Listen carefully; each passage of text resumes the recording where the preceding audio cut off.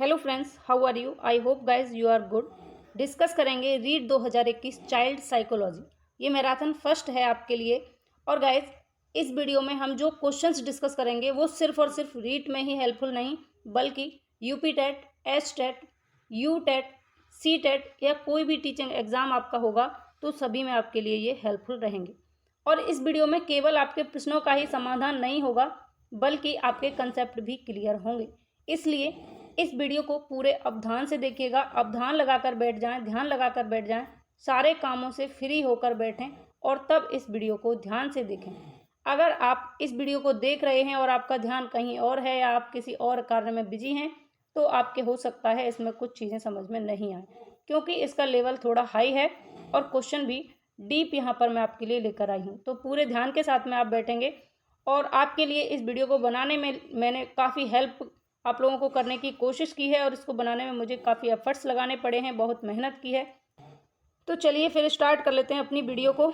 Read 2021 child psychology marathon first question है आपके सामने। इससे पहले मैं कोई भी क्वेश्चन डिस्कस करने से पहले मैं आपको एक बात बता देती हूँ कि कुछ लोगों को परेशानी है इस बात की कि एग्ज़ाम पोस्टपोन हो रहे हैं, अब क्या होगा, अब हम क्या करें। तो मैं आप सब लोगों से ये कहना चाहती हूँ कि आप इन सब चीज़ों के बारे में नहीं सोचें कि आगे क्या होगा, सफलता मिलेगी या नहीं मिलेगी, हमें कहीं असफलता तो हाथ नहीं लगेगी। तो मैं आपसे ये कहना चाहती हूँ कि ऐसा सोचना ही, अगर आप ऐसा सोच रहे हैं तो यही गलत बात है। आप ऐसा सोच ही क्यों रहे हैं कि हम सफल होंगे या नहीं होंगे? ऐसा सोचना ही आपके असफलता की सबसे बड़ी निशानी है, सबसे बड़ा रीज़न यही रहेगा। अगर आप ऐसा सोचते हैं तो आप ऐसा कुछ भी ना सोचें और अपनी तैयारी करते रहें। आपको पता है ना, आप एक विद्यार्थी हो, मैं भी एक विद्यार्थी हूँ। क्योंकि विद्यार्थी का मतलब क्या होता है, विद्यार्थी का अर्थ क्या है, सबसे पहले हमें ये पता होना चाहिए। क्योंकि हम विद्यार्थी हैं तो हमें विद्यार्थी का अर्थ पता होना चाहिए। यहाँ पर मैं आपके सामने विद्यार्थी का अर्थ पहले बता देती हूँ। जिन लोगों को पता है अच्छी बात है, जिनको नहीं पता वो जान लीजिए। तो विद्यार्थी का अर्थ यहाँ होता है विद्या धन अर्थी। विद्या धन अर्थी यानी बराबर क्या होगा, विद्यार्थी। तो आपको ये पता होना चाहिए, विद्या मतलब कि विद्या, और अर्थी मतलब होता है चाहने वाला। तो विद्या को जो चाहने वाला होता है वो विद्यार्थी है। क्या है? विद्या को चाहने वाला विद्यार्थी है। जब मैं हूँ, अगर मैं विद्या को चाहती हूँ तो मैं विद्यार्थी हूँ, आप विद्या को चाहते हैं तो आप विद्यार्थी हैं। या कोई और भी है जिसके, हो सकता है कोई ऐसा पर्सन आपको देखने को भी मिल जाए, कोई बुजुर्ग जिसके मुंह में भी दांत नहीं है, तो अगर वो विद्या को चाहता है उस उम्र में भी तो वो विद्यार्थी है। तो विद्यार्थी होने का मतलब ये है कि आप विद्या को चाहें, आप अध्ययनरत रहें। आपको ये नहीं सोचना है कि एग्जाम पोस्टपोन्ड हो रहे हैं, होगा या नहीं होगा, क्या करना है क्या नहीं करना। इन सब चीज़ों में आपको नहीं उलझना है, ठीक है। आपको अध्ययनरत रहना है, आपको बस अभ्यास करते रहना है, प्रयास करते रहना है। और यही एक विद्यार्थी की सबसे बड़ी निशानी होती है कि आप सही में एक विद्यार्थी हैं। तो आप अध्ययन करते रहिए, प्रयास करते रहिए। किसी चीज़ के बारे में नेगेटिव सोचने से अच्छा है कि हम पॉजिटिव सोचकर अपने एफर्ट्स लगाते रहें, क्योंकि मेहनत एक ना एक दिन जरूर रंग लेकर आती है। तो चलिए स्टार्ट कर लेते हैं। फर्स्ट क्वेश्चन है, निम्न में से कौन सा मूल्यांकन के त्रिकोण का भाग नहीं है? फर्स्ट क्वेश्चन है, निम्न में से कौन सा मूल्यांकन के त्रिकोण का भाग नहीं है? तो ऑप्शन है यहाँ पर शैक्षिक उद्देश्य, सेकंड ऑप्शन है मूल्यांकन, थर्ड ऑप्शन है शिक्षण अनुभव और फोर्थ ऑप्शन है अधिगम अनुभव। तो गाइस आंसर करेंगे, क्या होगा इसका आंसर? मूल्यांकन के त्रिकोण का भाग नहीं है।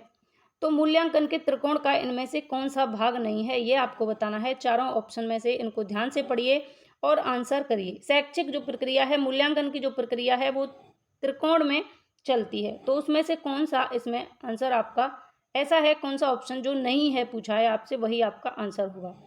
तो यहाँ पर करेक्ट आंसर हो जाएगा ऑप्शन थर्ड, शिक्षण अनुभव।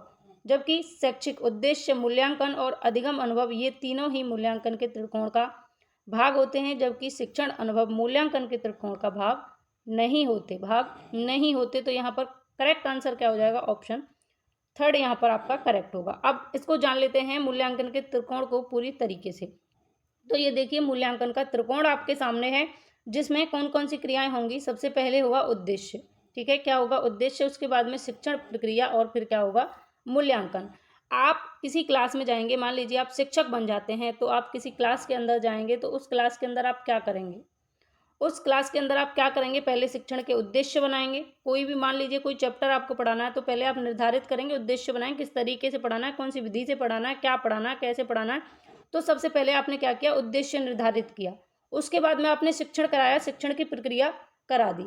फिर आप क्या करेंगे, आपने उद्देश्य निर्धारित किए, शिक्षण भी कराया, उसके बाद में आप बच्चों का मूल्यांकन करेंगे।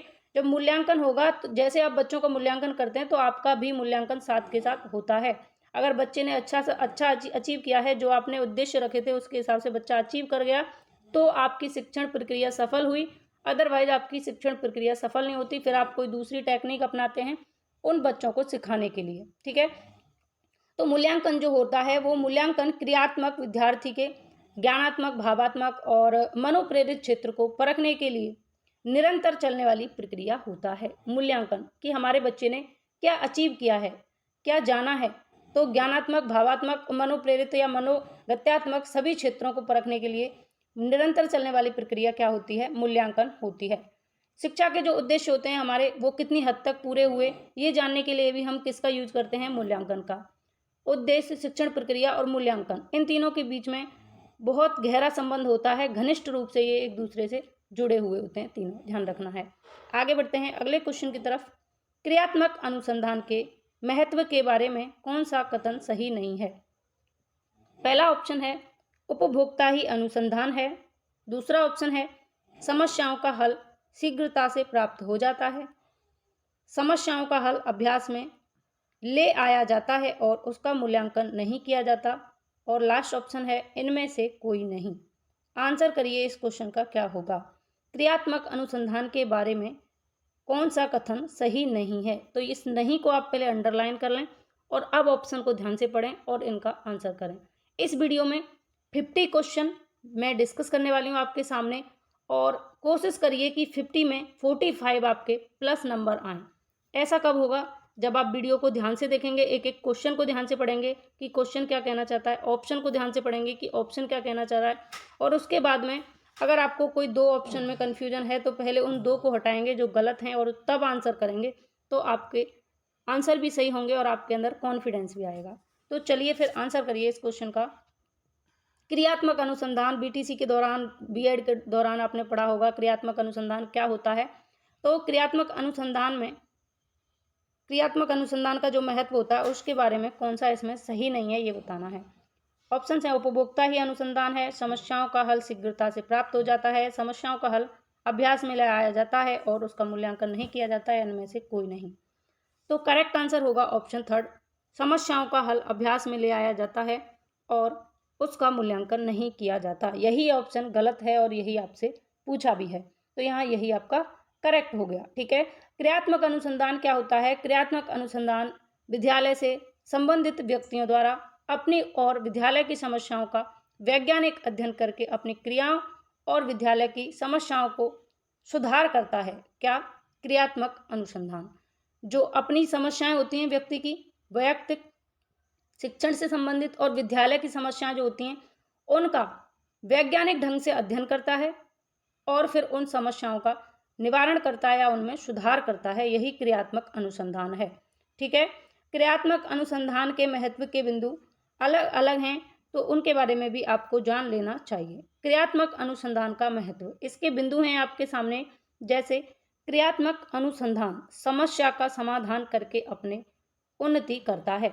क्या करता है? हमारे सामने मैंने जैसे आपको बताया कि व्यक्ति की खुद की, विद्यालय से संबंधित व्यक्तियों की कोई भी समस्याएं होती हैं या विद्यालय की कोई समस्याएं होती हैं तो उन समस्याओं का समाधान करके उन्नति करता है। क्या? क्रियात्मक अनुसंधान। अगला पॉइंट है यह विद्यालय की कार्य प्रणाली में सुधार करता है। विद्यालय की जो कार्य प्रणाली है उसमें सुधार करने का काम किसका है? क्रियात्मक अनुसंधान का। नेक्स्ट है यह विद्यालय में लोकतांत्रिक मूल्यों की स्थापना पर बल देता है। अगला पॉइंट है आविष्कारों से उत्पन्न होने वाली नवीन समस्याओं का सामना करने में सहायता करता है। जो नए नए आविष्कार हो रहे हैं उनसे उत्पन्न होने वाली जो नई नई समस्याएं हैं उनको सामना करने में भी ये हेल्प करता है क्रियात्मक अनुसंधान। यह शिक्षकों में पारस्परिक सहयोग, प्रेम, सद्भावना का विकास करता है। यह विद्यालय के यांत्रिक वातावरण को समाप्त करता है। तो ये सभी पॉइंट क्रियात्मक अनुसंधान के बारे में हैं जिनसे क्रियात्मक अनुसंधान आपको बिल्कुल अच्छे तरीके से समझ में आ गया होगा। एक्चुअल में होता क्या है कि जो विद्यालय की समस्याएं होती हैं, विद्यालय की जितनी भी समस्याएं होती हैं ना, उन समस्याओं का ये वैज्ञानिक अध्ययन करता है। वैज्ञानिक तरीके से अध्ययन करके उन समस्याओं को अपनी क्रियाओं और समस्याओं विद्यालय की जो समस्याएं होती हैं उनमें सुधार करने का इसका काम होता है।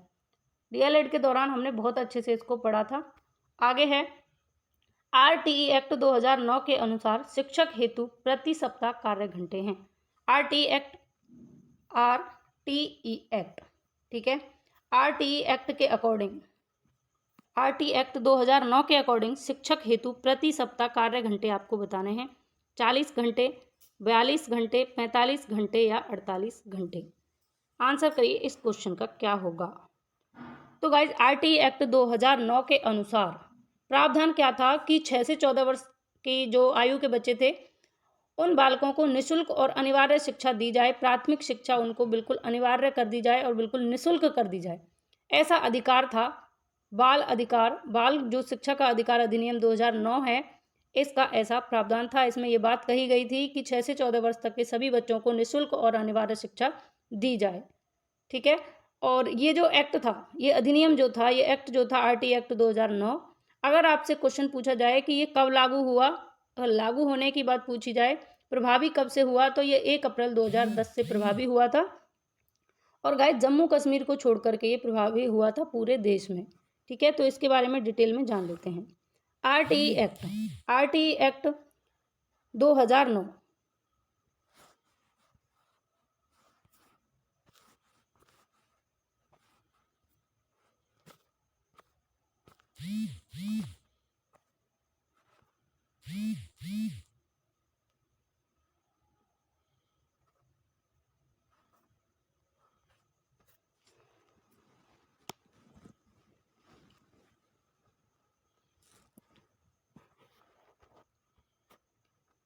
आरटीई एक्ट 2009, तो इसके बारे में आरटीई एक्ट 2009 ये लागू कब हुआ, 1 अप्रैल 2010 को जम्मू कश्मीर को छोड़कर।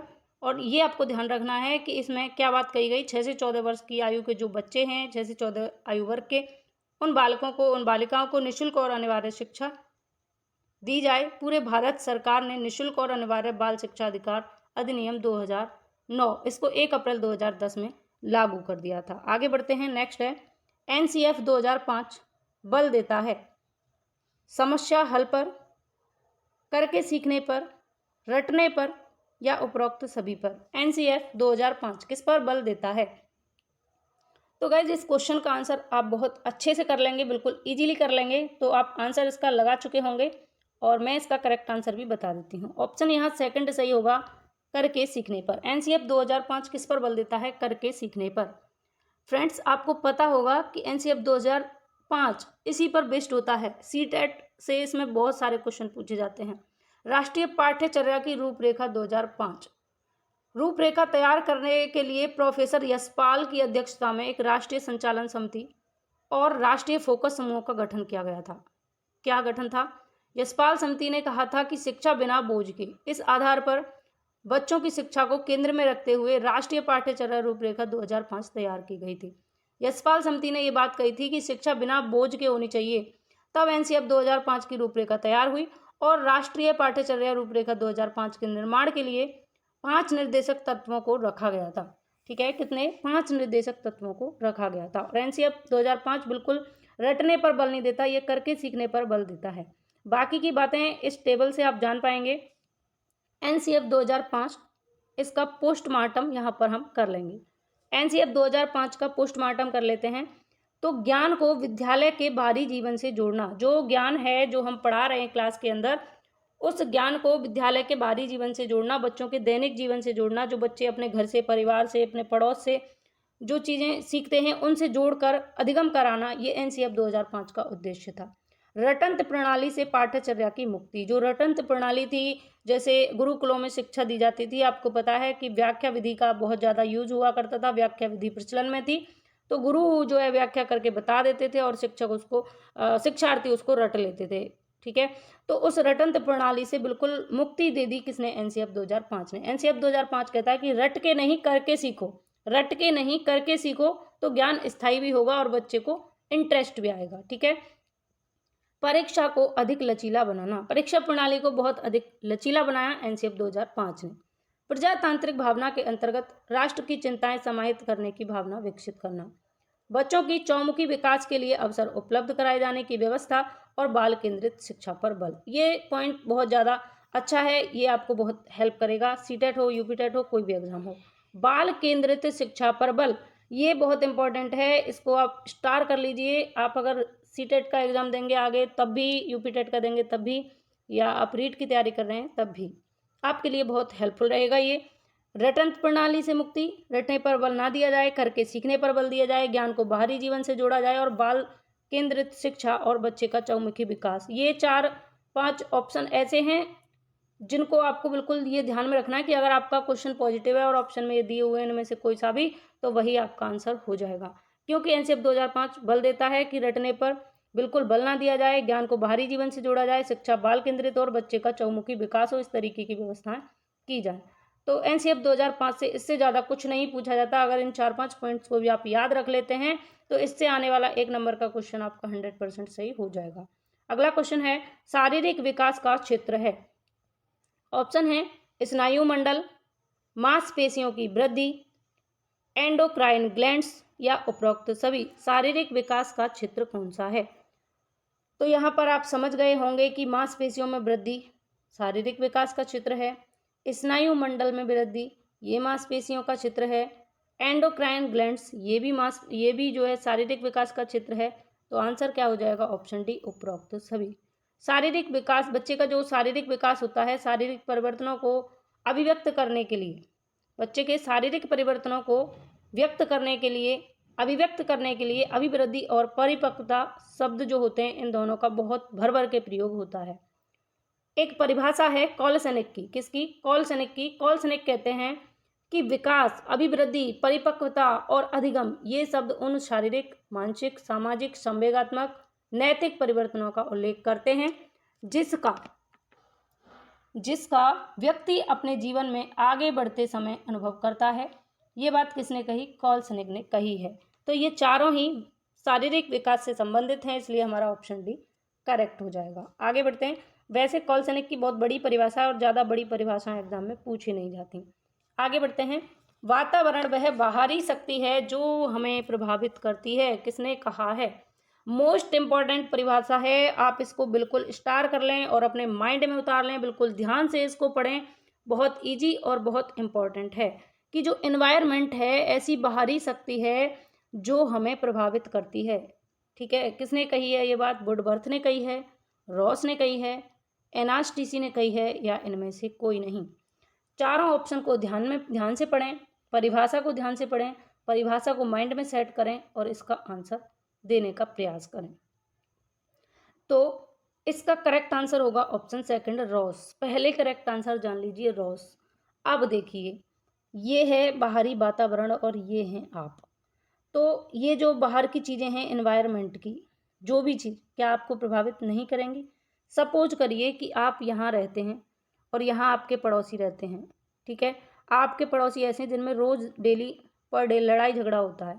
आप चाहे कितनी भी कोशिश करें कि आप उनकी ना सुने, अपने में ही ध्यान मग्न रहें, बट फिर भी अगर वो तेज़ी से झगड़ा करते हैं तो कहीं ना कहीं आपका ध्यान उधर जरूर जाएगा, तो वो आपको प्रभावित करेंगे।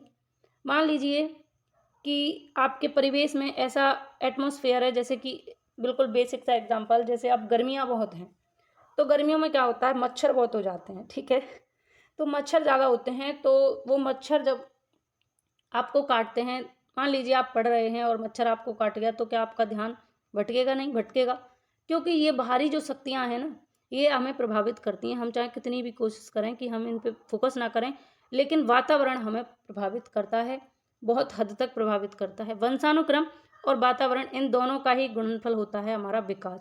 तो वातावरण वह बाहरी शक्ति है जो हमें प्रभावित करती है, ऐसा कौन कहेंगे? ऐसा रॉस कहेंगे। ठीक है, आगे है, ये आप देखेंगे कि बच्चे देखिए कैसे अपने एनवायरनमेंट में सीख रहे हैं, सीखते भी हैं, ऐसी बात नहीं है। एनवायरनमेंट में अपने साथियों के साथ में बच्चा सीखता भी है, क्योंकि जो अधिगम की क्रिया होती है वो बालक की परिस्थिति और क्रिया प्रतिक्रिया पर डिपेंड करती है और उससे बच्चा अनुभव लेता है। ऐसे अनेक कारण होते हैं, जैसे वातावरण है, अभिप्रेरणा है, शारीरिक एवं मानसिक स्वास्थ्य है, इन सभी चीज़ों का भी इफेक्ट पड़ता है हमारे विकास पर। तो बच्चा जब अपने एनवायरनमेंट में रहेगा उससे सीखेगा भी, सीखेगा तो क्या होगा, या तो सीखेगा या गलत सीखेगा या सही सीखेगा, लेकिन सीखेगा ज़रूर। तो ये एनवायरनमेंट हमें प्रभावित करता है। क्वेश्चन 7, तर्क, जिज्ञासा तथा निरीक्षण शक्ति का विकास होता है डैश की आयु में। तो कौन सी उम्र में तर्क, जिज्ञासा, निरीक्षण शक्ति का विकास होता है?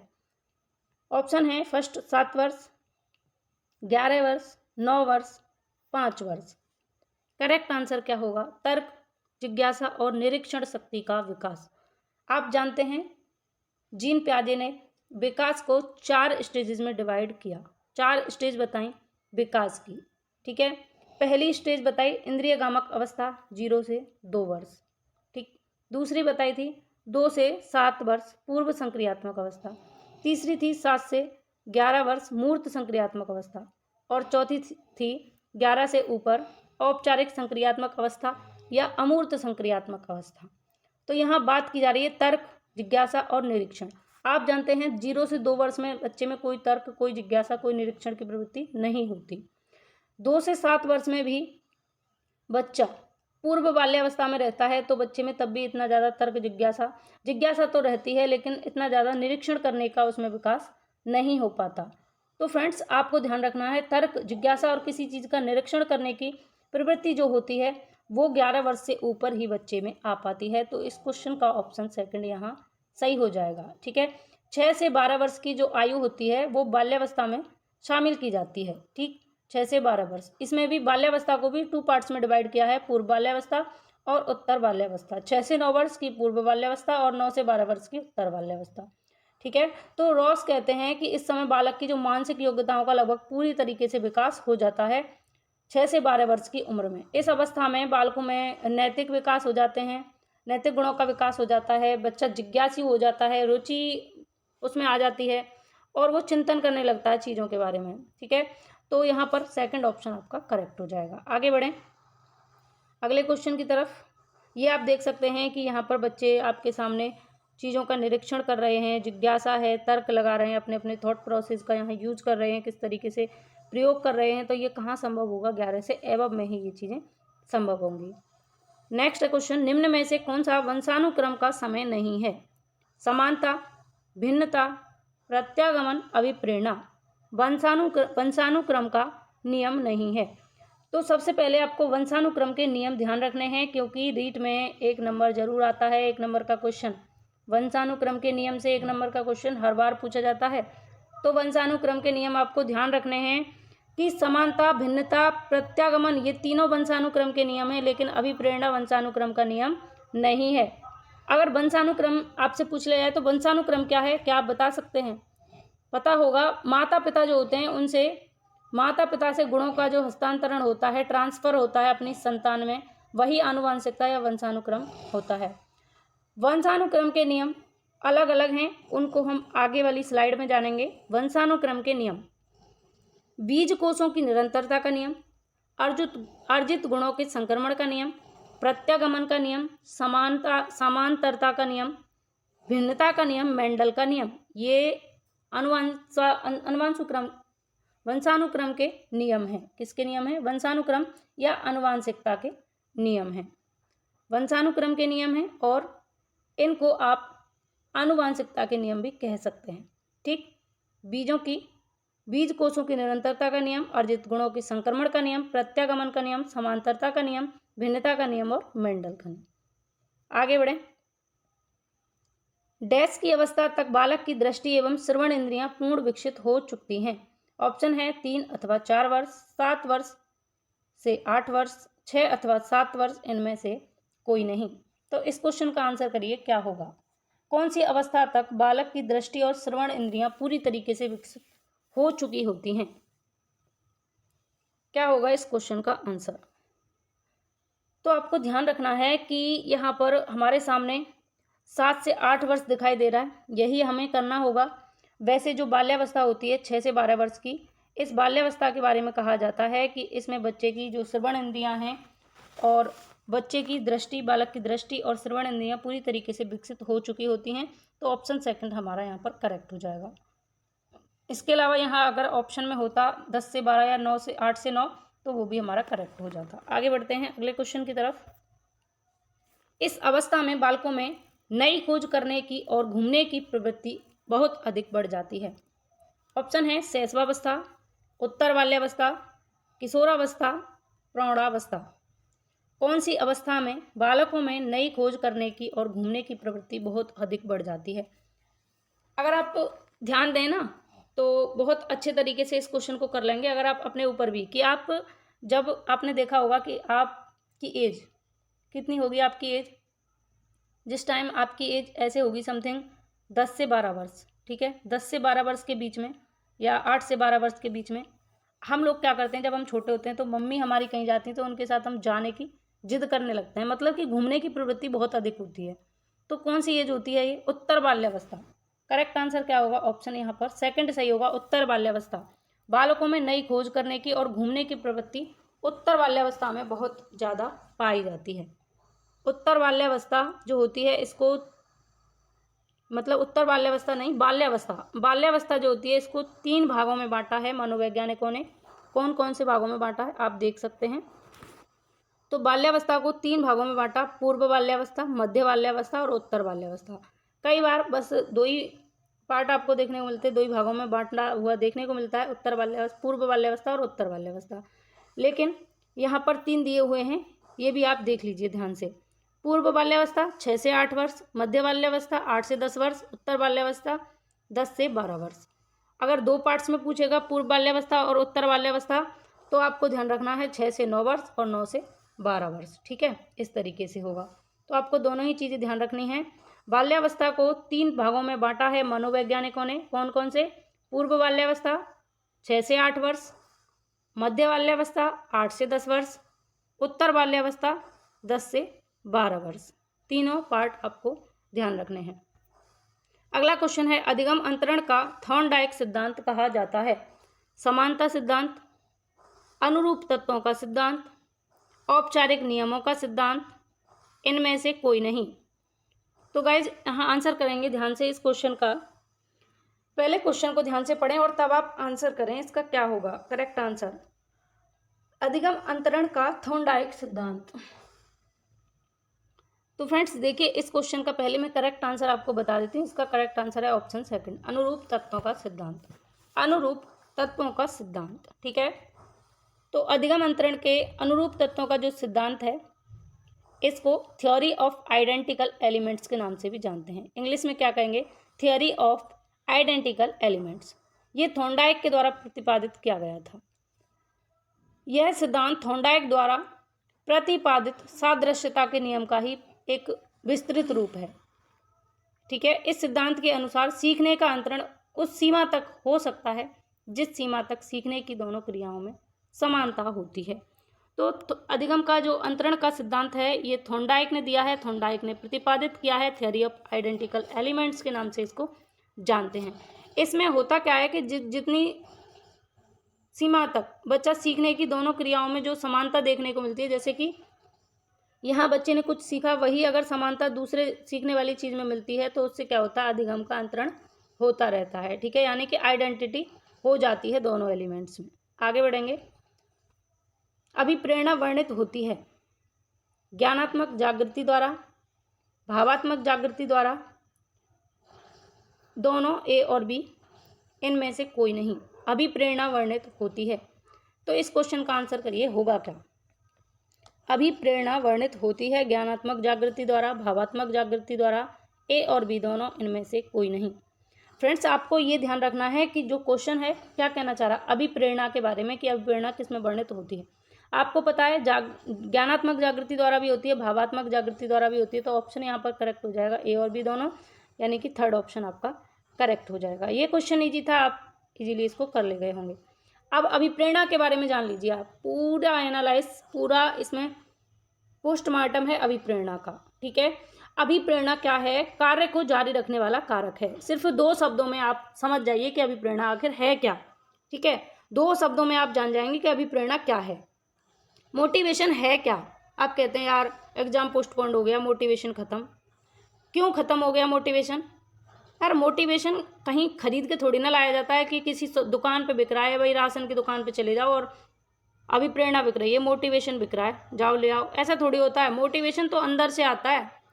क्योंकि मोटिवेशन भी दो तरीके का होता है, आंतरिक और बाह्य। अगर आप बाह्य चीज़ों से मोटिवेट है ना, तो आपका मोटिवेशन एक समय के बाद में ख़त्म हो जाएगा, क्योंकि बाहरी जो चीज़ें हैं, बाहरी प्रभाव हैं, वो कभी रहते हैं कभी नहीं रहते, दोनों ही बातें होती हैं। तो मोटिवेशन आपका आंतरिक होना चाहिए, और आंतरिक मोटिवेशन कोई इंटरनल जो मोटिवेशन है उसी को बेटर माना गया है एक्सटर्नल के बजाय, ठीक है। तो मोटिवेशन है क्या?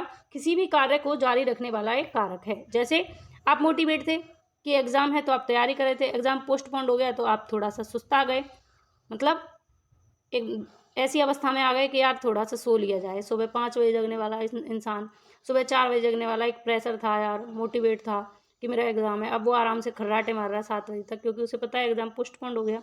तो मोटिवेशन कम हो गया आप लोगों का। लेकिन ऐसा नहीं करना है, मोटिवेशन आपको रखना है अंदर से, आंतरिक मोटिवेशन आपको होना चाहिए, बाह्य नहीं। तो आप अपने कार्यों को, अपने अभ्यास को जारी रख पाएंगे। अब आपको ये ध्यान रखना है कि इस मोटिवेशन के अन्य नाम भी हैं, ये 3 नाम। आपसे घुमा फिरा के क्वेश्चन, अगर पेपर को उसे टफ करना होगा तो इन नामों से पूछेगा कि अधिगम का राजमार्ग किसे कहते हैं, ठीक है। तो वो क्या है? अभिप्रेरणा है। अधिगम का मुख्य कारक क्या है? अभिप्रेरणा है। अनिवार्य स्थिति क्या है? अधिगम की अभिप्रेरणा है। तो ये सारे पॉइंट्स आपको ध्यान रखने हैं। आगे बढ़ते हैं। मानसिक चिंतन क्रिया का डैश पहलू है। ऑप्शन है ज्ञानात्मक जागृति द्वारा, भावात्मक जागृति द्वारा, ए और बी दोनों, इनमें से कोई नहीं। तो ये जो चिंतन पहलू की बात हो रही है, क्योंकि अभी जब हमने डिस्कस किया था तो हमने क्या डिस्कस किया? अभिप्रेरणा। तो अभिप्रेरणा ज्ञानात्मक भी होती है और भावात्मक भी होती है। अब आपसे पूछा है मानसिक चिंतन, जो मानसिक चिंतन क्रिया है इसका डैश पहलू है, इसका पहलू क्या है? मानसिक चिंतन, हमारा मानसिक चिंतन जो होता है वो किसकी वजह से होता है? तो गाइज यहाँ पर ये जो जागृति द्वारा दिया हुआ है इसको आप इरेज कर लेंगे, भले ही ना करें तो भी कोई दिक्कत नहीं है। तो यहाँ ऐसे देखेंगे ज्ञानात्मक, भावात्मक, ए और बी दोनों, इनमें से कोई नहीं। तो मानसिक चिंतन जो होता है, जो हमारे मस्तिष्क से जुड़ी हुई क्रियाएं होती हैं, वो सभी हमारे ज्ञानात्मक पक्ष पर डिपेंड करती हैं। चिंतन एक संज्ञानात्मक प्रक्रिया है, ये आप सभी जानते हैं कि जब आप चिंतन करते हैं, थॉट प्रोसेस आप अपनी लगाते हैं, तो हमारा संज्ञान हमारा काम करता है। तो ये संज्ञानात्मक ज्ञानात्मक एक प्रक्रिया है जो कि हमें सूक्ष्म से स्थूल की ओर ले जाती है, ठीक है। जैसे रॉस कहते हैं इसके संदर्भ में कि चिंतन ज्ञानात्मक पक्ष की एक मानसिक प्रक्रिया है। चिंतन क्या है? एक ज्ञानात्मक पक्ष की मानसिक प्रक्रिया है, यानी कि पक्ष कौन सा है? ज्ञानात्मक है, और एक मानसिक एक प्रक्रिया है, किसके अनुसार? रॉस के अनुसार। ये रॉस होगा, रोज नहीं होगा, रॉस होगा, ठीक है। रॉस के अनुसार चिंतन ज्ञानात्मक पक्ष की मानसिक प्रक्रिया है। कौन से पक्ष की? ज्ञानात्मक पक्ष की। कैसी प्रक्रिया है? मानसिक प्रक्रिया है। यही तो आपसे पूछा है कि चिंतन मानसिक क्रिया का डैश पहलू है, तो पहलू क्या है? ज्ञानात्मक पहलू है। आगे चलते हैं। संकेत अधिगम के अंतर्गत सीखा जाता है। मम्मी, ओ मम्मी, खर्राटे ने बंद कर लो। संकेत अधिगम के अंतर्गत सीखा जाता है। फर्स्ट ऑप्शन है पारंपरिक अनुकूलन, मनोविज्ञान, वातावरण, मनोदैहिक। आंसर करेंगे इस क्वेश्चन का संकेत अधिगम। अब ये जो संकेत अधिगम लिया गया है ये कहाँ से लिया है? तो ये रॉबर्ट गेने ने सीखने के सोपान बताए थे, 8 सोपान, अधिगम के 8 सोपान बताए थे, वहाँ से लिया गया है संकेत अधिगम, जिसमें पहला ही सोपान था संकेत अधिगम। तो संकेत अधिगम के अंतर्गत सीखा जाता है पारंपरिक अनुकूलन के द्वारा, मनोविज्ञान के द्वारा, वातावरण के द्वारा, या मनोदैहिक। क्या होगा इसका आंसर? इसका आंसर आपको पता होना चाहिए कि ना तो मनोदैहिक है, एक बार इधर से चलते हैं, ना मनोदैहिक है, ना वातावरण है, ना मनोविज्ञान है, मनोवैज्ञानिक है। इसका करेक्ट आंसर है पारंपरिक अनुकूलन। क्या है? पारंपरिक अनुकूलन। रॉबर्ट गेने ने अपनी एक पुस्तक थी उनकी, जिसका नाम था कंडीशंस ऑफ लर्निंग, बुक है इनकी कंडीशंस ऑफ लर्निंग। और इस बुक में एक सीढ़ी या एक सोपान, ये श्रृंखला के रूप में यहाँ आप देख सकते हैं, सीखने के नियम बताए, अधिगम के सोपान बताए, किसने? रॉबर्ट गेने ने। तो ये आप सोपान भी देख सकते हैं। पहला ही सोपान है संकेत अधिगम, ठीक है, संकेत अधिगम स्तर या सीखने के स्तर इनको आप कह सकते हैं। सेकंड है अनुक्रिया उद्दीपक स्तर, तीसरा है श्रृंखला अधिगम स्तर, चौथा है शाब्दिक अधिगम स्तर, पांचवा है बहुविभेदात्मक अधिगम स्तर, छठवां है संप्रत्य अधिगम स्तर, सातवां है सिद्धांत अधिगम स्तर, और आठवां है समस्या समाधान अधिगम स्तर। तो गाइस अगर आपको ये नाम भी याद हो जाएंगे ना इस त्रिभुज में जो मैंने नाम दिए हैं, तब भी आपका 1 नंबर का क्वेश्चन छूटेगा नहीं, क्योंकि यहाँ से क्वेश्चन सुपर टेट में भी बना था पिछली बार। मैं आपको बताऊं क्वेश्चन किस तरीके से बना था। क्रम पूछा था कि निम्न में से गहने के अधिगम स्तर का कौन सा क्रम सही है। तो आपको बता दूं कि ये ऑप्शन घुमा फिरा कर दिए हुए थे। किसी में ये और फिर ये दिया था, किसी में छठवां और फिर आठवां फिर सातवां दिया था। ऐसे करके घुमा घुमा के दिए हुए थे। और एक ऑप्शन में दिया था संप्रत्य अधिगम स्तर, सिद्धांत अधिगम स्तर, समस्या समाधान अधिगम स्तर। यही क्रम था। यहाँ से क्रम पूछा था 6 से 8 तक, तो ये क्रम सही था। हो सकता है इस बार आपसे 2 से 4 तक पूछ ले या 3 से 6 तक पूछ ले, इस तरीके से क्वेश्चन पूछा गया था। तो आपको ये कंसेप्ट भी क्लियर हुआ होगा कि क्वेश्चन किस तरीके से पूछा जाता है। तो संकेत अधिगम स्तर पहला है, दूसरा है अनुक्रिया, तीसरा श्रृंखला, चौथा है शाब्दिक अधिगम स्तर, पांचवा है बहुविभेदात्मक अधिगम स्तर, छठवां है संप्रत्य अधिगम स्तर, सातवां है सिद्धांत अधिगम स्तर और आठवां है समस्या समाधान अधिगम स्तर। ठीक है, लास्ट है समस्या समाधान अधिगम स्तर। ये 8 सीखने के अधिगम स्तर दिए थे किसने? रॉबर्ट गेने ने। ठीक, और पावलव का जो क्लासिकल अनुबंधन सिद्धांत है वो भी बहुत महत्वपूर्ण है। उसके बारे में हम डिस्कस करेंगे और हम पहले वीडियोज में भी कर चुके हैं। आप लोगों ने अगर नहीं देखी तो आप उनको जाकर देख सकते हैं।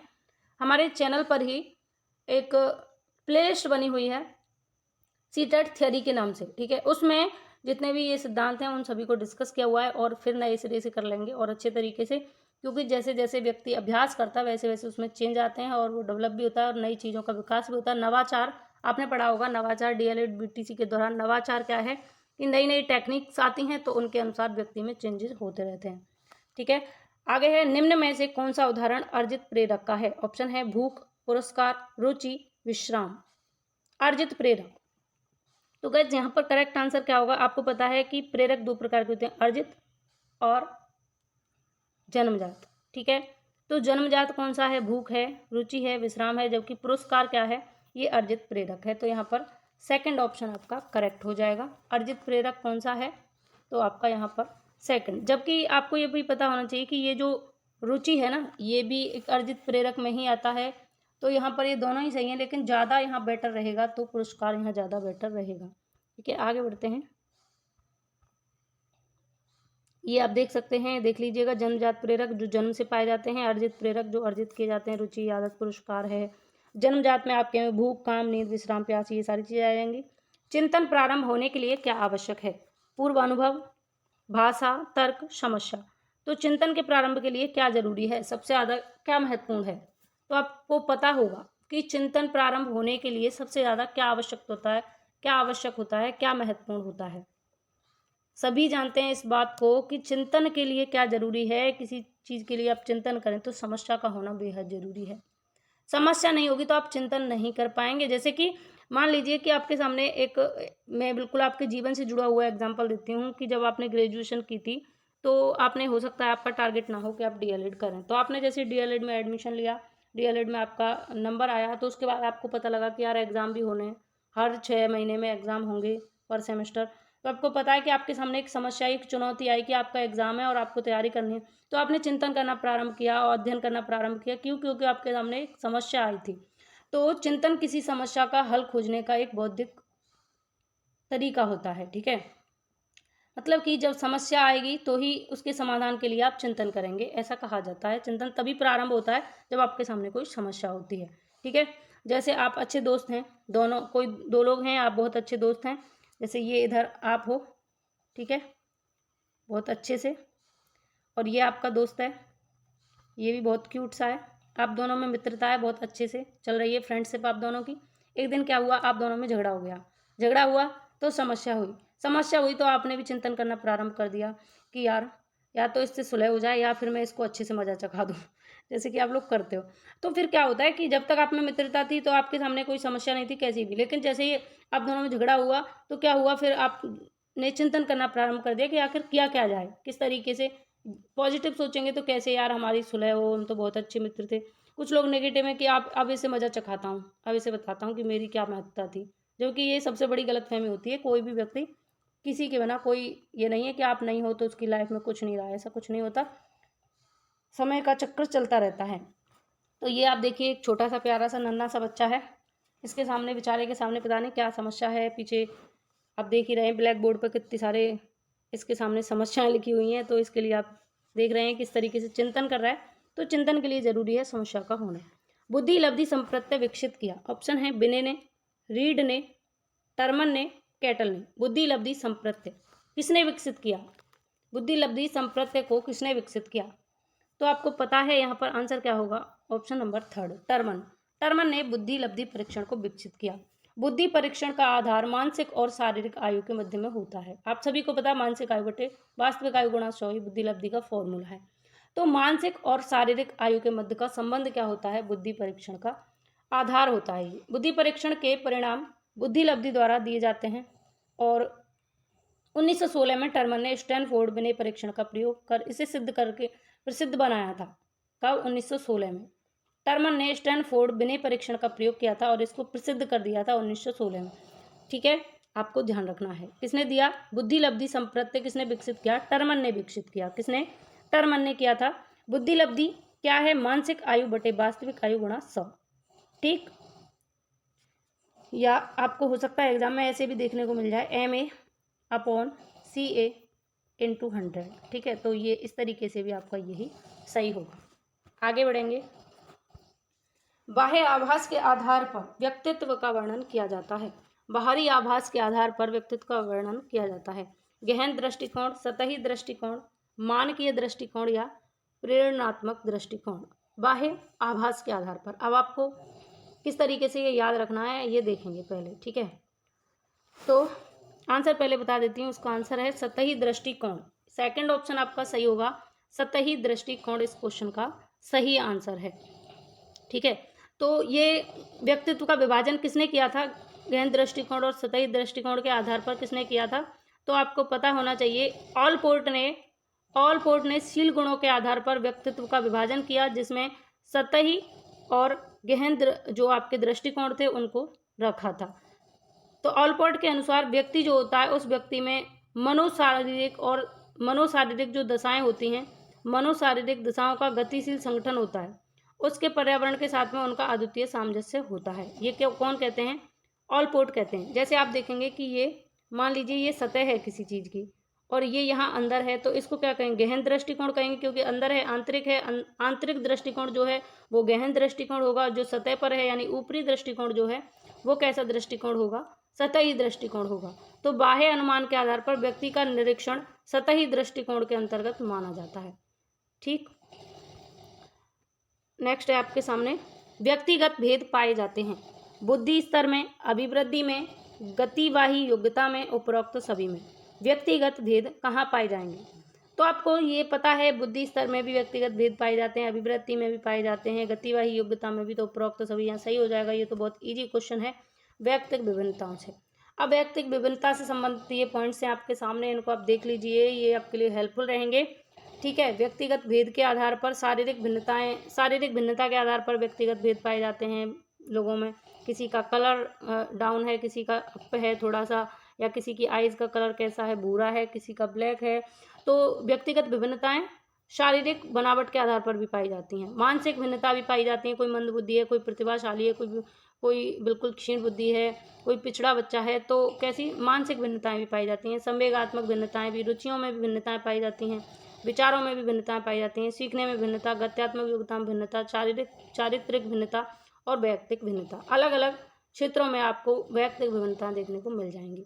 व्यक्ति का पहला प्रकारात्मक वर्गीकरण प्रस्तुत किया। तो यहाँ पर आपको देखना क्या है? प्रकारात्मक वर्गीकरण किसने प्रस्तुत किया? व्यक्तित्व का पहला प्रकारात्मक वर्गीकरण किसने प्रस्तुत किया? मन ने, सेल्डन ने, हिप्पोक्रेटस ने, कैटल ने। इसको मैं आपके सामने डिस्कस भी कर चुकी हूँ जब मैंने व्यक्तित्व को डिस्कस किया था, क्योंकि एक नंबर का 101% पूछा जाएगा, 101% पूछा जाएगा, 101% पूछा जाएगा। हो सकता है 2 नंबर का भी पूछ लिया जाए, इसलिए व्यक्तित्व की सारी थ्योरीज पढ़ डालिए, व्यक्तित्व के सारे सिद्धांत पढ़ डालिए, किसने दिए हैं। तो मैंने आपको बताया था कि पहला प्रकारात्मक वर्गीकरण किसने दिया है? हिप्पोक्रेटस ने दिया है। तो यहाँ थर्ड ऑप्शन आपका करेक्ट हो जाएगा, हिप्पोक्रेटस ने दिया है व्यक्तित्व का पहला प्रकारात्मक वर्गीकरण, या इसको आप कह सकते हैं कि शारीरिक द्रव्यों के आधार पर व्यक्तित्व का विभाजन करने वाले व्यक्ति कौन है? हिप्पोक्रेटस हैं। ये जो व्यक्तित्व है ना, इसको इंग्लिश में क्या कहते हैं? पर्सनैलिटी। इंग्लिश की पर्सनैलिटी शब्द का ही रूपांतरण है ये व्यक्तित्व।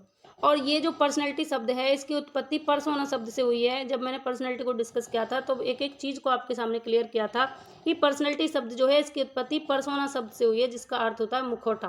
क्या अर्थ होता है? मुखौटा। मतलब कि पहले क्या हुआ करता था, कोई नाटक वगैरह करता था तो उसमें मुखौटा लगा लेते थे लोग। जैसे किसी को रावण का सीन करना है, मतलब रावण का रोल करना है तो वो रावण का मुखौटा लगा लेता था। किसी को हनुमान का रोल करना तो बंदर वाला मुखौटा लगा लेता था। तो वही व्यक्तित्व होता था लोगों का, ठीक है, यूनानी साइड में, ठीक है। जब यूनान में ये सारी चीज़ें होती थी तो वहाँ से एक शब्द निकला था पर्सोना। उस पर्सोना का अर्थ मुखौटा ही हुआ करता था। फिर उस पर्सोना से पर्सनैलिटी शब्द का जन्म हुआ और इस पर्सनैलिटी का ही हिंदी में रूपांतरण है व्यक्तित्व। ये चीज़ आपको समझ में आई होगी। व्यक्तित्व का पहला प्रकारात्मक वर्गीकरण, ये अगर पूछा जाएगा तो इसका करेक्ट आंसर होगा यूनानी चिकित्सा शास्त्री हिप्पोक्रेटस। हिप्पोक्रेटस ने शारीरिक द्रव्यों के आधार पर व्यक्तित्व का वर्गीकरण किया है। अब आप यहाँ पर व्यक्तित्व के प्रकार जान लीजिए कि हिप्पोक्रेटस ने कौन कौन से प्रकार बताए। हिप्पोक्रेटस ने व्यक्तित्व का वर्गीकरण किया और शारीरिक द्रव्यों के आधार पर इसका वर्गीकरण किया है व्यक्तित्व का। इसमें क्रोधी या पीला द्रव्य वाले व्यक्ति, अब इन्होंने 4 भागों में बांटा, यानी कि 4 प्रकार बताए व्यक्तित्व के। क्रोधी, निराशावादी, उत्साही और विरक्त। या पीला द्रव्य, काला द्रव्य, रक्त द्रव्य और कफ द्रव्य, या इसको पीला पित्त, काला पित्त, रक्त पित्त और कफ पित्त भी कह सकते हैं आप। अलग अलग नामों से आपको देखने को ही मिल सकते हैं। तो मैंने सभी तरीके से आपको बता दिया। देखिए यहाँ जो पहला आपको दिया है इसको आप देख रहे हैं क्रोधी और पीला पित्त कह रहे हैं, या इसको क्या कह सकते हैं, पीला द्रव्य भी कह सकते हैं। निराशावादी काला द्रव्य या काला पित्त, उत्साही रक्त द्रव्य या रक्त पित्त, विरक्त कफ द्रव्य या कफ पित्त। तो इनको किसी भी तरीके से पूछा आपको ध्यान रखना है। किसने किया ये वर्गीकरण? हिप्पोक्रेटस ने किया है। अब ये जो पहले वाले व्यक्ति हैं पीला द्रव्य वाले या पीला पित्त वाले, ये कैसे होते हैं? ये बेचैन होते हैं, तुनक मिजाज के होते हैं, थोड़ी थोड़ी बातों में पिनक जाते हैं, मतलब कि पिनक जाते हैं यानी कि चिड़चिड़ा जाते हैं। क्रोधी होते हैं और चिड़चिड़े होते हैं। ये सेकंड है निराशावादी काला द्रव्य, ये कैसे होते हैं? ये विषादी होते हैं, चिंतित रहते हैं, निराशावादी होते हैं, अरे यार अब क्या होगा, अब कुछ नहीं हो सकता, मेरी तो ज़िंदगी खराब हो गई, ये हो गया वो गया, मतलब निराशावादी होते हैं। कोई आशावादी इनमें प्रवृत्ति नहीं पाई जाती। कुंठित होते हैं, ये छोटी इनकी वो जो थिंक होती है, मतलब सोचने का जो नज़रिया है वो थोड़ा कुंठित होता है। ये थर्ड जो है उत्साही या रक्त द्रव्य, ये कैसे होते हैं? ये उत्साही होते हैं, खुशमिजाज होते हैं, सक्रिय और आशावादी होते हैं। ये सबसे ज़्यादा बेहतर होते हैं रक्त द्रव्य वाले या रक्त पित्त वाले। फोर्थ है विरक्त, कफ द्रव्य या कफ पित्त इनको कह सकते हैं। ये शांत, कमजोर और संवेदनशील होते हैं। तो ये चारों ही चीज़ें आपको ध्यान रखनी है। आगे है सामान्य तथा विशिष्ट कारक सिद्धांत का प्रतिपादन किया। अल्फ्रेड बिने ने, स्पीयरमैन ने, गिलफर्ड ने या थर्स्टन ने। तो इसका आंसर बताएंगे आप। सामान्य तथा विशिष्ट कारक सिद्धांत का प्रतिपादन किया। एस यानी कि स्पेशल और जी यानी जनरल। जी एस, जी से जनरल यानी सामान्य, एस से स्पेशल या स्पेसिफिक यानी विशिष्ट। इन दो तरीके के विशिष्ट और सामान्य कारक सिद्धांत का प्रतिपादन किसने किया? तो इसका करेक्ट आंसर होगा स्पीयरमैन। स्पीयरमैन ने 2 तरीके की बुद्धि बताई। कैसी? जनरल और स्पेसिफिक यानी सामान्य और विशिष्ट। बुद्धि की एक परिभाषा आपको ध्यान रखनी है। वुडवर्थ के अनुसार बुद्धि कार्य करने की एक विधि है, बहुत महत्वपूर्ण परिभाषा है, कई बार एग्जाम में पूछी गई है और अभी पूछे जाने के चांसेस हैं, इसलिए ध्यान रखना। बुद्धि कार्य करने की एक विधि है। किसने कहा? ये वुडवर्थ ने कहा है। किसने? वुडवर्थ ने। और फ्रेंड्स बुद्धि की मेरे पास ट्रिक है बहुत अच्छी। अगर आप लोग चाहते हैं कि बुद्धि की परिभाषाएं आप ट्रिक से याद रखें तो मुझे बता देना, मैं कमेंट करके बताना, मैं उसकी भी ट्रिक आपके लिए ले आऊँगी। फिर आपको 8 से 10 परिभाषाएं उस ट्रिक से बहुत अच्छे से याद हो जाएंगे और आप कभी नहीं भूलेंगे। मुश्किल से 2-3 लाइन की वो ट्रिक है, ठीक है। बुद्धि एक जन्मजात शक्ति होती है, आप सभी को पता है, और मनोवैज्ञानिकों ने बुद्धि के अनेक सिद्धांत प्रस्तुत किए, जिसमें स्पीयरमैन ने द्विकारक और त्रिकारक सिद्धांत प्रस्तुत किया। द्विकारक सिद्धांत के अनुसार बुद्धि के 2 तत्व हैं, सामान्य योग्यता और विशिष्ट योग्यता, यानी कि जी और एस, यानी जनरल और स्पेसिफिक बुद्धि के प्रकार किसने दिए? स्पीयरमैन ने दिए।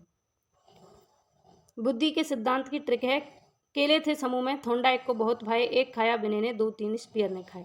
तो ये तो बुद्धि के सिद्धांत की ट्रिक है। बुद्धि की परिभाषाओं की भी ट्रिक है, तो आप बता देना, तो मैं परिभाषाओं की ट्रिक भी आपके लिए लेकर आऊँगी। तो यहाँ पर बुद्धि के जो सिद्धांत हैं उनकी ट्रिक है ये, इससे आपको सारे सिद्धांत याद हो जाएंगे। जैसे देखो, केले थे समूह में, तो समूह कारक बुद्धि आपसे पूछी जाए तो कैली ने दी थी, ठीक है। थोंडाइक को बहुत भाए, तो बहुत से बहुकारक सिद्धांत किसने दिया? थोंडाइक ने। एक खाया बिने ने, तो एक कारक सिद्धांत पूछा जाएगा तो कौन है? बिने। 2-3 स्पीयर ने खाए, तो द्विकारक और त्रिकारक सिद्धांत किसने दिए? स्पीयरमैन ने। जो आपके क्वेश्चन में अभी मैंने आपको बताया था, स्पीयरमैन ने बुद्धि के द्विकारक और त्रिकारक सिद्धांत दिए थे। प्रगतिशील परिवारों में बच्चों में अपेक्षाकृत कौन सा प्रेरक अधिक प्रबल होता है? ऑप्शन है संबंधन, जिज्ञासा, उपलब्धि, आक्रामकता। प्रगतिशील जो परिवार होते हैं उनमें जो बच्चे होते हैं, चिल्ड्रन होते हैं, उनमें कौन सा प्रेरक सबसे अधिक प्रबल पाया जाता है? आपको पता है कि प्रगतिशील परिवारों में क्या होता है, बच्चे उपलब्धि बहुत अच्छे तरीके से कर लेते हैं। तो उपलब्धि प्रेरक बहुत प्रबल पाया जाता है कैसे परिवारों में? जो परिवार प्रगतिशील हैं तो उनमें उपलब्धि प्रेरक बहुत पाया जाता है। ठीक है, अभिप्रेरणा कार्य को करने के लिए और जारी रखने के लिए और नियमित करने की एक प्रक्रिया होती है। क्या? अभिप्रेरणा। जब प्रगतिशील परिवार होते हैं उनमें बच्चे अभिप्रेरित रहते हैं और उनमें उपलब्धि प्रेरक प्रबल रहता है, यह आपको ध्यान रखना है। निम्न में से कौन सा पिछड़ेपन का कारण नहीं है? सामान्य बुद्धि का अभाव, शारीरिक दोष, विशिष्ट पिछड़ापन या स्वस्थ वातावरण। पिछड़ेपन का कारण नहीं है, ये आपको बताना है कौन सा इसमें से नहीं होगा। तो आपको पता है सामान्य बुद्धि का अभाव होगा तभी बच्चा पिछड़ जाएगा, ये पिछड़ेपन का कारण है। और आपसे क्या पूछा है? नहीं पूछा है, तो ये गलत हो गया। शारीरिक दोष, अगर बच्चे में शारीरिक दोष है, कोई शारीरिक कमी है, शारीरिक दोष है, तो आपको पता है कि वो पिछड़ेगा, क्योंकि जब कंप्लीट उसका शारीरिक स्वास्थ्य ही ठीक नहीं है तो फिर वो पिछड़ेगा ही, सीधी बात है। तो ये भी आपका नहीं होगा क्योंकि नहीं पूछा है और ये है, तो ये गलत हो गया। विशिष्ट पिछड़ापन, विशिष्ट पिछड़ापन भी पिछड़ेपन का कारण होता है, इसलिए ये भी नहीं होगा। स्वस्थ वातावरण पिछड़ेपन का कारण नहीं होता, तो इसलिए आपका यहाँ पर ऑप्शन 4 ही सही हो जाएगा। पूछा है पिछड़ेपन का कौन सा कारण नहीं है और स्वस्थ वातावरण का मिलना। किसी बच्चे को अगर स्वस्थ वातावरण मिल रहा है तो वो क्या पिछड़ जाएगा? नहीं पिछड़ेगा ना, तो यहाँ पर यही सही हो जाएगा।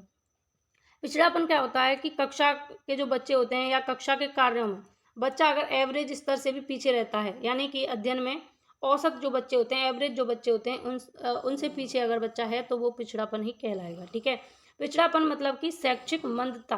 ठीक है, इसके अलग अलग कारण हो सकते हैं। क्या क्या कारण हो सकते हैं पिछड़ेपन के? तो पिछड़ेपन के कारण आप यहाँ पर देखेंगे इस स्लाइड में। पिछड़ेपन के कारण है सामान्य से कम शारीरिक विकास। जो सामान्य विकास होता है यानी औसत जो विकास चाहिए उससे कम शारीरिक विकास होगा तो वो पिछड़ेपन का कारण होगा। शारीरिक दोष व रोग, निम्न सामान्य बुद्धि होना भी पिछड़ेपन का कारण है। परिवार की निर्धनता भी पिछड़ेपन का कारण है। परिवार का आकार बड़ा होना भी पिछड़ेपन का कारण है। परिवार में अगर झगड़े होंगे तब भी बच्चा पिछड़ जाएगा।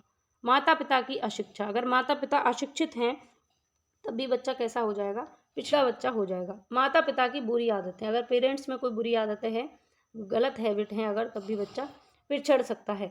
विद्यालय का दोषपूर्ण संगठन व वातावरण, अगर विद्यालय का संगठन जो है, टीचर्स हैं, जो फैकल्टी है, उन लोगों में कोई दोष है, दोषपूर्ण वातावरण अगर है, तब भी बच्चा पिछड़ सकता है। तो ये पिछड़ेपन के सारे कारण हैं जो आपके सामने रख दिए।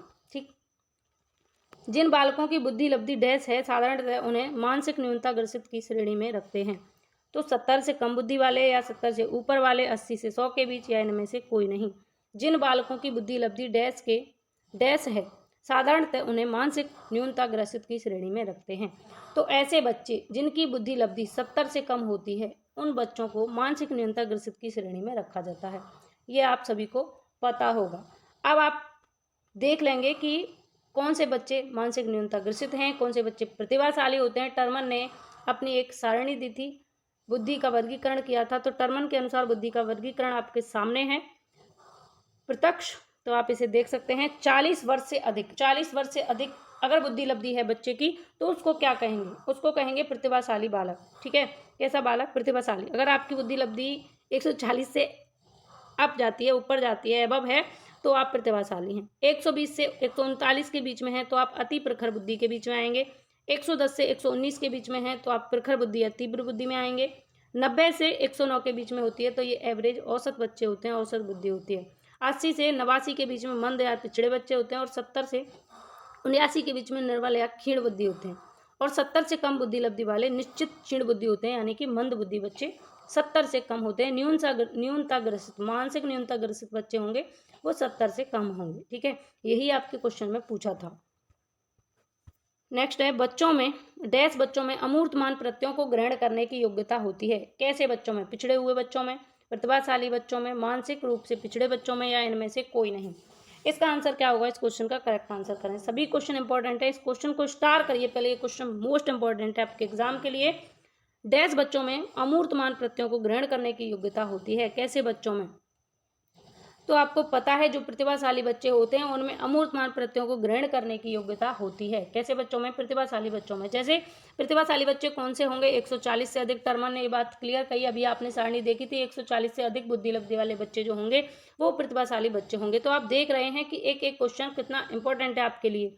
प्रतिभाशाली बच्चों की जैसे विशेषता होती हैं, जैसे मानसिक उनकी प्रक्रिया है, सोचने की थॉट प्रोसेस जो होती है वो तीव्र होती है, सामान्य ज्ञान उनका अधिक श्रेष्ठ होता है, सामान्य अध्ययन में रुचि अधिक रखते हैं, अमूर्त विषयों में रुचि लेते हैं, अद्भुत अंतर्दृष्टि होती है, सोचने की जो क्षमता है वो ज़्यादा होती है, तार्किक योग्यता भी बहुत ज़्यादा होती है।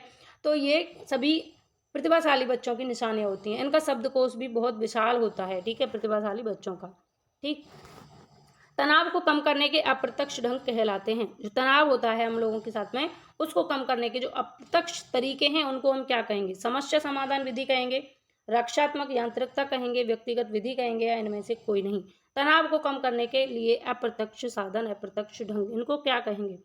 समस्या समाधान विधि कहना इतना उचित नहीं होगा, व्यक्तिगत विधि भी नहीं कहेंगे इसको, इनमें से कोई नहीं तो होगा ही नहीं। रक्षात्मक यांत्रिकता होती है, समस्या समाधान, हमारे सामने जो समस्याएं होती हैं, तनाव आता है हमारे सामने, जो तनाव है उससे निपटारा पाने के लिए, उससे छुटकारा पाने के लिए हम कुछ अप्रत्यक्ष ढंग अपनाते हैं, अप्रत्यक्ष युक्तियां, रक्षात्मक युक्तियां अपनाते हैं। तो आपको पता होना चाहिए कि इनको रक्षात्मक युक्तियां या रक्षात्मक यांत्रिकता के नाम से भी जाना जाता है, अप्रत्यक्ष ढंग से। ये दो तरीके की होती हैं, प्रत्यक्ष विधि और अप्रत्यक्ष विधि, ठीक है, प्रत्यक्ष और अप्रत्यक्ष। जैसे अप्रत्यक्ष विधियां ज्यादा पूछी जाती हैं, शोधन, पृथक्करण, प्रत्यावर्तन, दिवास्वप्न, आत्मीयकरण, निर्भरता, दमन, प्रेक्षण, क्षतिपूर्ति। तो ये सारी विधियां हैं, इनको भी हमने डिस्कस किया हुआ है चैनल पर। आगे है, डैश की मस्तिष्क संरचना तथा कृतियों में विभेद का परिणाम होता है? ऑप्शन फर्स्ट है तनाव, ऑप्शन सेकंड है पिछड़ापन, ऑप्शन थर्ड है डिसलेक्सिया और ऑप्शन फोर्थ है इनमें से कोई नहीं। डैश मस्तिष्क की संरचना तथा कृतियों में विभेद का परिणाम होता है? क्या होता है? आंसर करेंगे। जो मस्तिष्क की संरचना और कृतियों में विभेद पाया जाता है उसका परिणाम क्या होता है? आपको पता होगा कि हमने पढ़ा था अभी, बार बार घोल घोल के पिया था, घोट घोट के पिया था डिसलेक्सिया को। किसको? डिसलेक्सिया को। मतलब कि पठन अक्षमता होती है ये डिसलेक्सिया, यानी ऐसा असंतुलन होता है जिसमें बालक अपने पढ़ने में कठिनाई महसूस करता है, पढ़ने लिखने में गलतियां करता है, यानी कि अधिगम से संबंधित, पठन से संबंधित अगर विकार आपसे पूछा जाएगा तो डिसलेक्सिया होगा। आपसे पूछा भी है कि मस्तिष्क की संरचना और कृतियों में विभेद पाना, ये क्या है? पठन संबंधी समस्या है, तो डिसलेक्सिया मस्तिष्क की संरचना और कृतियों में विभेद का परिणाम होती है। आगे है, शिक्षण प्रक्रिया में विद्यार्थी है, आश्रित चर है, स्वतंत्र चर है, या मध्यस्थ चर है, या इनमें से कोई नहीं। विद्यार्थी क्या है? विद्यार्थी क्या है? शिक्षण की प्रक्रिया में विद्यार्थी क्या है? आश्रित चर, स्वतंत्र चर, या मध्य चर? तो इसका करेक्ट आंसर होगा आश्रित चर। जो विद्यार्थी होता है शिक्षण की प्रक्रिया में वो आश्रित चर होता है, क्योंकि शिक्षण की प्रक्रिया आपको पता है 3 तरीके से घटित होती है। जॉन ड्यूवी ने शिक्षण की प्रक्रिया को त्रिध्रुवीय प्रक्रिया माना, जबकि एडम ने द्विध्रुवीय प्रक्रिया माना है, लेकिन ज्यादा मान्य होती है त्रिध्रुवीय प्रक्रिया, क्योंकि इसमें शिक्षण, शिक्षार्थी और पाठ्यक्रम शामिल होता है। जैसे कि शिक्षण प्रक्रिया आपके सामने है, जिसमें शिक्षक, शिक्षार्थी और पाठ्यक्रम तीनों इंक्लूड होते हैं। और जो हमारा शिक्षार्थी है वो आश्रित चर होता है। शिक्षार्थी कैसा चर होता है? आश्रित चर होता है। शिक्षक स्वतंत्र चर होता है और पाठ्यक्रम मध्यस्थ चर होता है। ध्यान रखना है आपको, ठीक है। निम्न में से कौन सा मूल्यांकन का प्रकार नहीं है? फ्रेंड्स, अगर आपको वीडियो पसंद आ रही हो, हेल्पफुल लग रही हो, आपको मेरे एफर्ट्स पसंद आ रहे हो, मैंने इतनी मेहनत करके आपके लिए वीडियो बनाई है, गला भी बोलते बोलते सूख जाता है, तो आप लोगों को मेरी मेहनत पसंद आ रही हो तो प्लीज़ वीडियो को एक लाइक कर दें। आप लोग लाइक करते हैं तो मोटिवेशन मिलता है, और इस वीडियो को ज़्यादा से ज़्यादा शेयर करें ताकि अन्य लोगों तक ये पहुँच सके और वो लोग हमारे चैनल से जुड़ सकें और उनको हेल्प हो सके, ठीक है। तो आपका बहुत बहुत आभार होगा अगर आप वीडियो को लाइक और शेयर कर देंगे। चैनल को भले ही सब्सक्राइब ना करें, वीडियो को लाइक करना भी आप इग्नोर कर सकते हैं अगर आपको नहीं अच्छा लग रहा है, वैसे आपका कोई नुकसान नहीं होता, बट इसको शेयर जरूर करें ताकि अन्य लोगों तक ये पहुंच सके, ठीक है। निम्न में से कौन सा मूल्यांकन का प्रकार नहीं है? मानक, निर्माणात्मक, योगात्मक, या CCE? तो मूल्यांकन का कौन सा प्रकार नहीं है? तो मूल्यांकन के प्रकार की अगर हम बात करें तो आपको पता है मूल्यांकन अंग्रेजी शब्द है एवोल्यूशन शब्द है अंग्रेजी का, जिसका हिंदी रूपांतरण है मूल्यांकन, ठीक है, जिसका अर्थ होता है किसी तथ्य के संबंध में निर्णय लेना या निष्कर्ष निकालना, ठीक। यानी जैसे हमने बच्चों को अधिगम कराया तो हम कितना उसमें सफल हो सके, हमने कितना बच्चों को सिखा लिया, बच्चा कितना सीख पाया, इसका निष्कर्ष निकालना या इस संबंध में निर्णय लेना क्या है, मूल्यांकन है। मूल्यांकन विद्यार्थी के संज्ञानात्मक, भावात्मक और मनोप्रेरित क्षेत्र को परखने के लिए निरंतर चलने वाली प्रक्रिया है मूल्यांकन। तो मूल्यांकन शिक्षण अधिगम प्रक्रिया का एक अभिन्न अंग भी होता है। तो मूल्यांकन निर्माणात्मक भी होता है, योगात्मक भी होता है, सीसीई भी होता है, जबकि मानक मूल्यांकन नहीं होता। तो यहाँ पर ऑप्शन फर्स्ट आपका करेक्ट हो जाएगा। ठीक है, निम्न में से कौन सी सामाजिक रूप से वंचित की समस्या नहीं है? सीखने के लिए प्रेरणा का अभाव, सृजनशीलता को पोषित होने के अवसर मिलना, रहने के लिए स्वस्थ परिवेश, या विद्यालय में पक्षपातपूर्ण वातावरण का सामना करना। सामाजिक रूप से वंचित की समस्या कौन सी यहाँ पर नहीं है? आंसर करिए, इस क्वेश्चन का आंसर क्या होगा? कौन सी सामाजिक रूप से वंचित की समस्या नहीं है? तो आपको पता है, रहने के लिए स्वस्थ परिवेश का मिलना, ये सामाजिक रूप से वंचित की समस्या नहीं है। ये तो सामाजिक रूप से बच्चे को सुविधाएं आप उपलब्ध करा रहे हैं कि उसके लिए रहने के लिए स्वस्थ परिवेश आप दे रहे हैं, तो इससे बच्चा वंचित कैसे होगा? तो यही आपका सही हो जाएगा, क्योंकि आपसे यही पूछा है कि कौन सा इसमें नहीं है। जबकि सीखने के लिए प्रेरणा का अगर अभाव होगा तब भी बच्चा वंचित रह जाएगा। सृजनशीलता को पोषित होने के अवसर अगर नहीं मिलेंगे तब भी बच्चा वंचित रह जाएगा।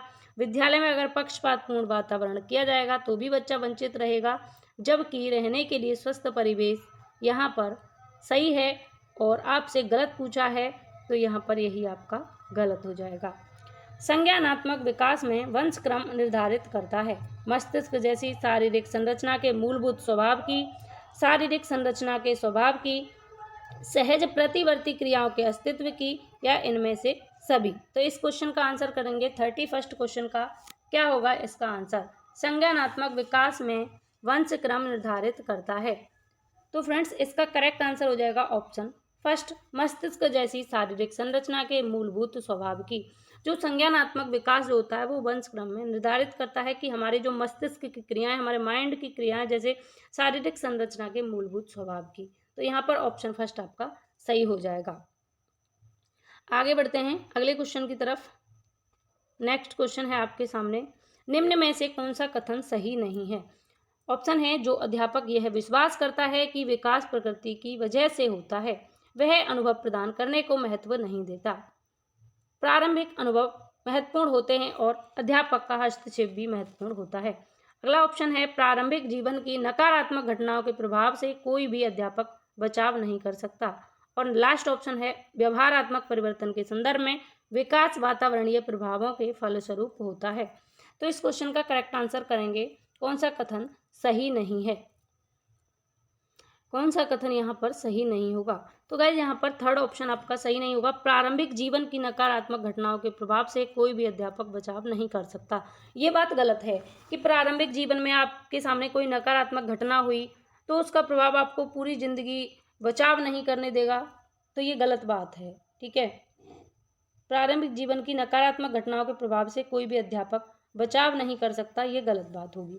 तो यही आपसे पूछा है, ठीक है, कि कौन सा कथन सही नहीं है, यही यहाँ पर आपका सही नहीं है। जबकि जो अध्यापक यह विश्वास करता है कि विकास प्रकृति की वजह से होता है वह अनुभव प्रदान करने को महत्व नहीं देता।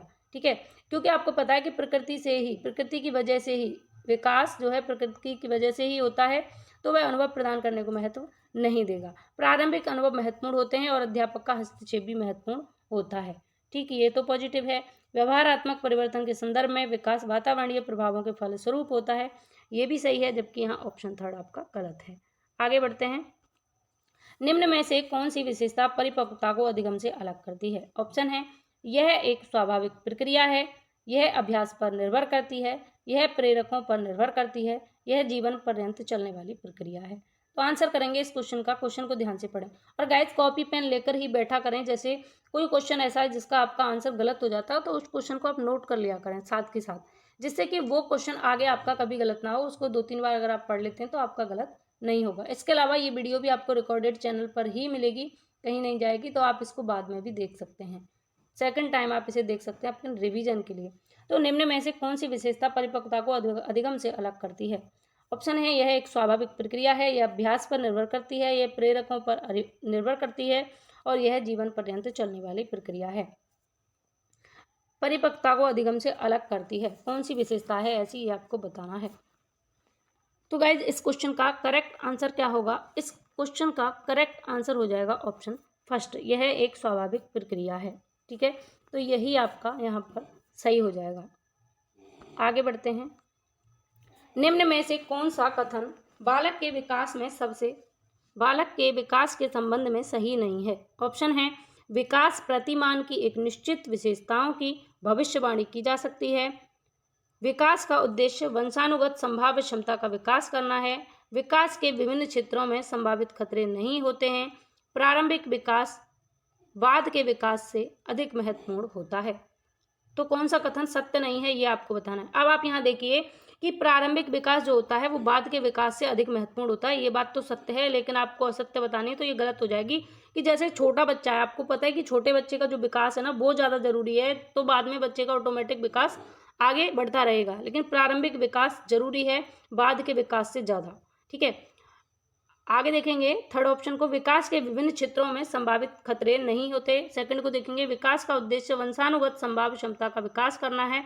ये बात सही है, जबकि यहाँ पर गलत पूछा तो ये गलत हो जाएगी। विकास प्रतिमानों की कुछ निश्चित विशेषताओं की भविष्यवाणी की जा सकती है, ये भी बात सही है, इसलिए गलत हो जाएगी। कुछ निश्चित प्रतिमान ऐसे होते हैं जिनकी हम भविष्यवाणी कर सकते हैं, जबकि ऑप्शन यहाँ पर थर्ड आपका करेक्ट होगा, क्योंकि आपसे गलत पूछा और यही गलत है कि विकास के विभिन्न क्षेत्रों में संभावित खतरे नहीं होते। ऐसी बात नहीं है कि अलग अलग विकास के जो क्षेत्र आते हैं तो उनमें विकास के खतरे, संभावित खतरे भी रहते हैं। जैसे किशोरावस्था है, तो आपको पता है किशोरावस्था में मन स्थिर नहीं रहता, बच्चे का माइंड बिल्कुल कंसल्ट नहीं रहता, कभी कुछ सोचता है, कभी कुछ सोचता है, कभी सोचता है मेरे पिताजी ने मुझसे ऐसे काम करने के लिए, ये काम करने के लिए रोका, आज से वो मेरे दुश्मन हो गए, आज से ये हो गए, आज से वो। एक पल में रोने लगता है, एक पल में हंसने लगता है, बिल्कुल छोटा बच्चा बन जाता है किशोरावस्था में। उसको लगता है कि मैं ही सही हूँ, बाकी सब गलत हैं।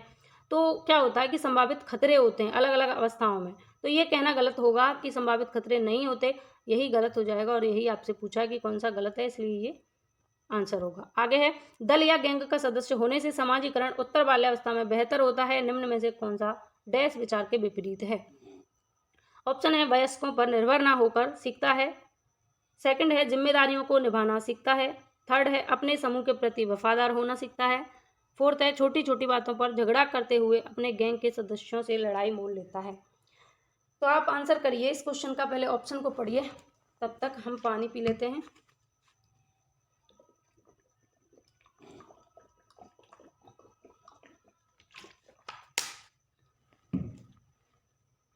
तो फ्रेंड्स, आपने आंसर सोच लिया होगा इसका। गैंग या दल की अवस्था, गैंग या दल का जब कोई बच्चा सदस्य हो जाता है तो उसका समाजीकरण होता है। आप सभी को पता है, अपने दोस्तों के साथ में, अपने सहपाठियों के साथ में बच्चे का समाजीकरण बेहतर होता है। तो कौन सा विचार इसके विपरीत है? आपको ये पता है, फर्स्ट ऑप्शन को देखेंगे, वयस्कों पर निर्भर ना होकर सीखता है। आपको पता है कि बच्चा अपने सहपाठियों के साथ में है तो वो वयस्कों पर निर्भर नहीं है और अपने सहपाठियों के साथ में ही सीख रहा है, गैंग और दल में रहकर। ठीक, तो ये ऑप्शन यहाँ आपका सही है, इसलिए ये गलत हो गया। विपरीत पूछा है, जिम्मेदारियों को निभाना सीखता है, सही है, इसलिए गलत हो गया। अपने समूह के प्रति वफादार होना सीखता है, ये सही है, इसलिए गलत हो गया। ऑप्शन फोर्थ है, छोटी छोटी बातों पर झगड़ा करते हुए अपने गैंग के सदस्यों में सदस्य जो होते हैं उनसे लड़ाई मोल लेता है, यही ऑप्शन आपका करेक्ट हो जाएगा। क्योंकि ऐसा नहीं होता, जब वो किसी गैंग या दल का सदस्य बन जाता है तो प्रेम से उनके साथ रहता है, खेलता है, कूदता है, मजे करता है आराम से, उसको क्या मतलब है किसी से लड़ाई मोल लेने से। तो यहाँ यही आपका गलत हो जाएगा। जैसे आप देख सकते हैं, नन्हे मुन्ने राई हैं, देश के सिपाही हैं, किस तरीके से मज़े के साथ में खेल रहे हैं, इनको कोई टेंशन नहीं है। और अगर सही बात की जाए ना, तो हमारे जीवन का सबसे अहम जो पल होता है वो होती है हमारी बाल्यावस्था, जिसमें हम मज़े के साथ में, मस्ती के साथ में आराम से खेलते कूदते हैं। ना कोई फ्यूचर बनाने की कोई टेंशन है, ना कुछ जाने का गम, ना कुछ आने का गम, ना कोई खाने की टेंशन, ना कुछ, सारी चीज़ें होती हैं। पेरेंट्स की जिम्मेदारी होती है, मज़े के साथ में रहते हैं और समाजीकरण सीखते हैं। तो ये आप देख ही रहे हैं छोटे छोटे बच्चों को। अगला क्वेश्चन है, 9 वर्ष के बालक की नैतिक तर्कणा आधारित होती है। ऑप्शन है, किसी कार्य के भौतिक परिणाम उसकी अच्छाई या बुराई को निर्धारित करते हैं। कोई कार्य सही होना इस बात पर निर्भर करता है कि उससे व्यक्ति की अपनी आवश्यकता पूर्ति होती है। नियमों का पालन करने के बदले में कुछ लाभ मिलना चाहिए। और ऑप्शन लास्ट है, सही कार्य वह है जो व्यक्ति के द्वारा किया जाए जो अन्य व्यक्तियों को अपने व्यवहार से प्रभावित करता है।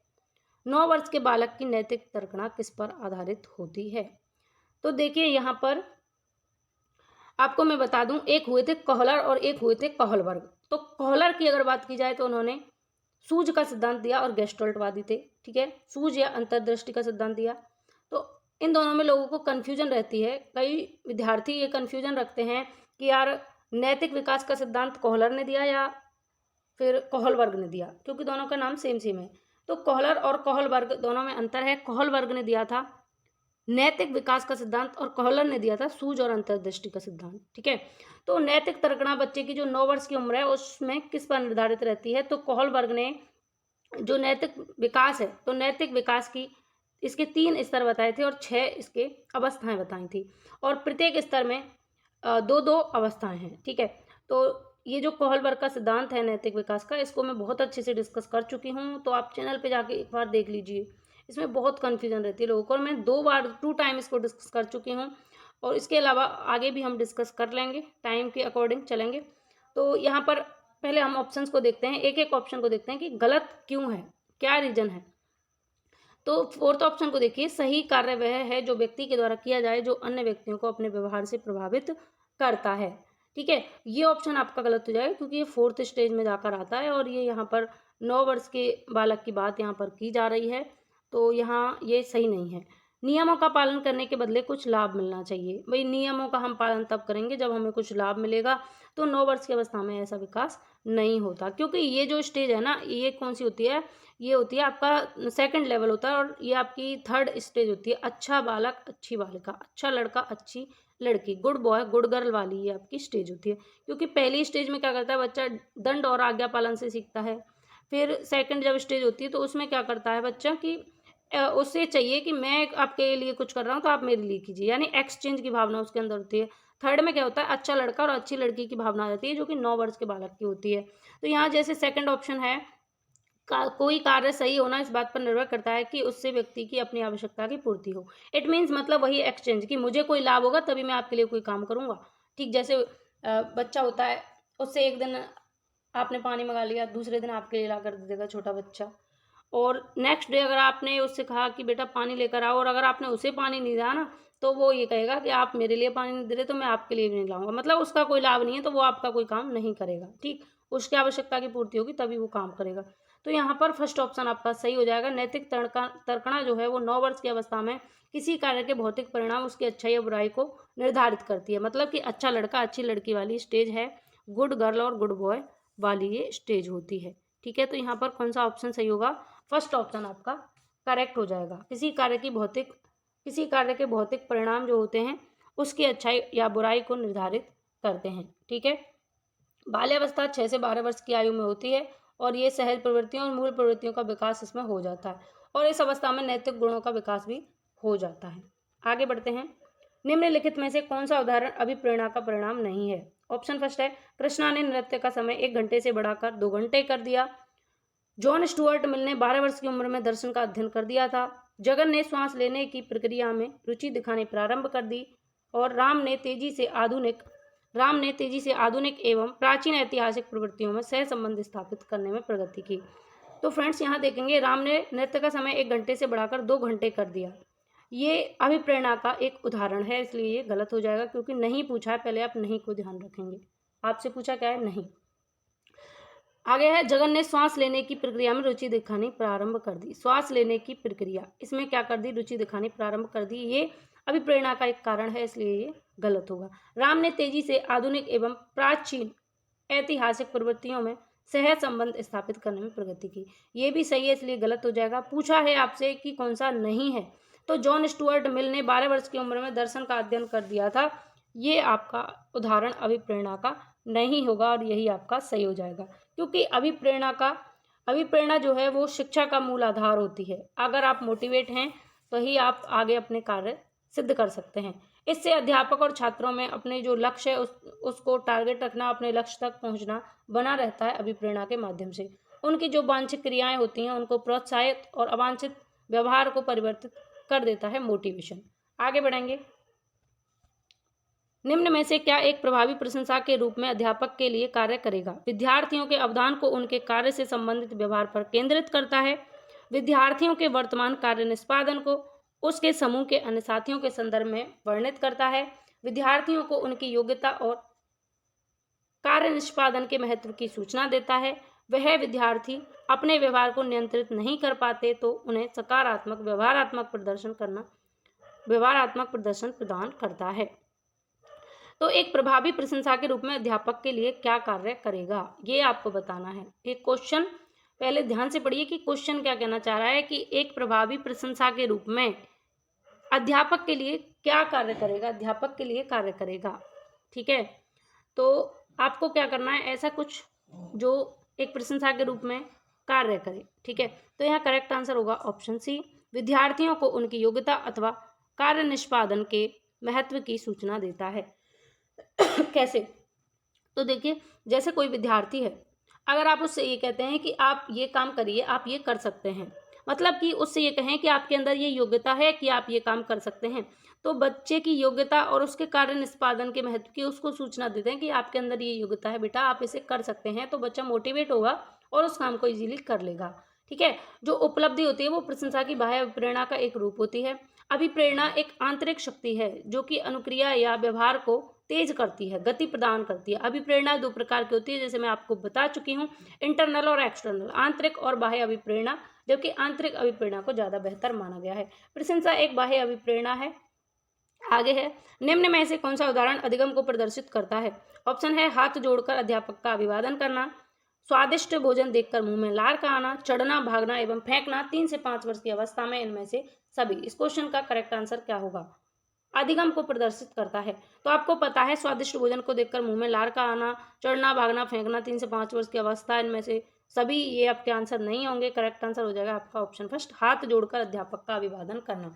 जब आप छोटे होंगे तो आप भी अध्यापक का अभिवादन करते होंगे, तो ये अधिगम को प्रदर्शित करता है।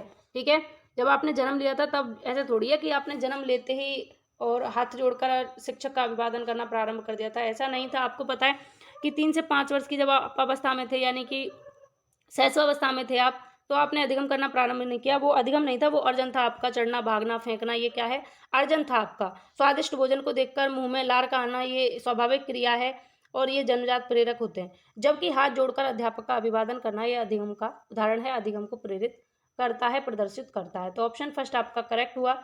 इसके अलावा यहाँ पर आप देखेंगे कि ये छोटे छोटे बच्चे कैसे अभिवादन कर रहे हैं, अपने शिक्षक को नमस्ते नमस्कार कर रहे हैं।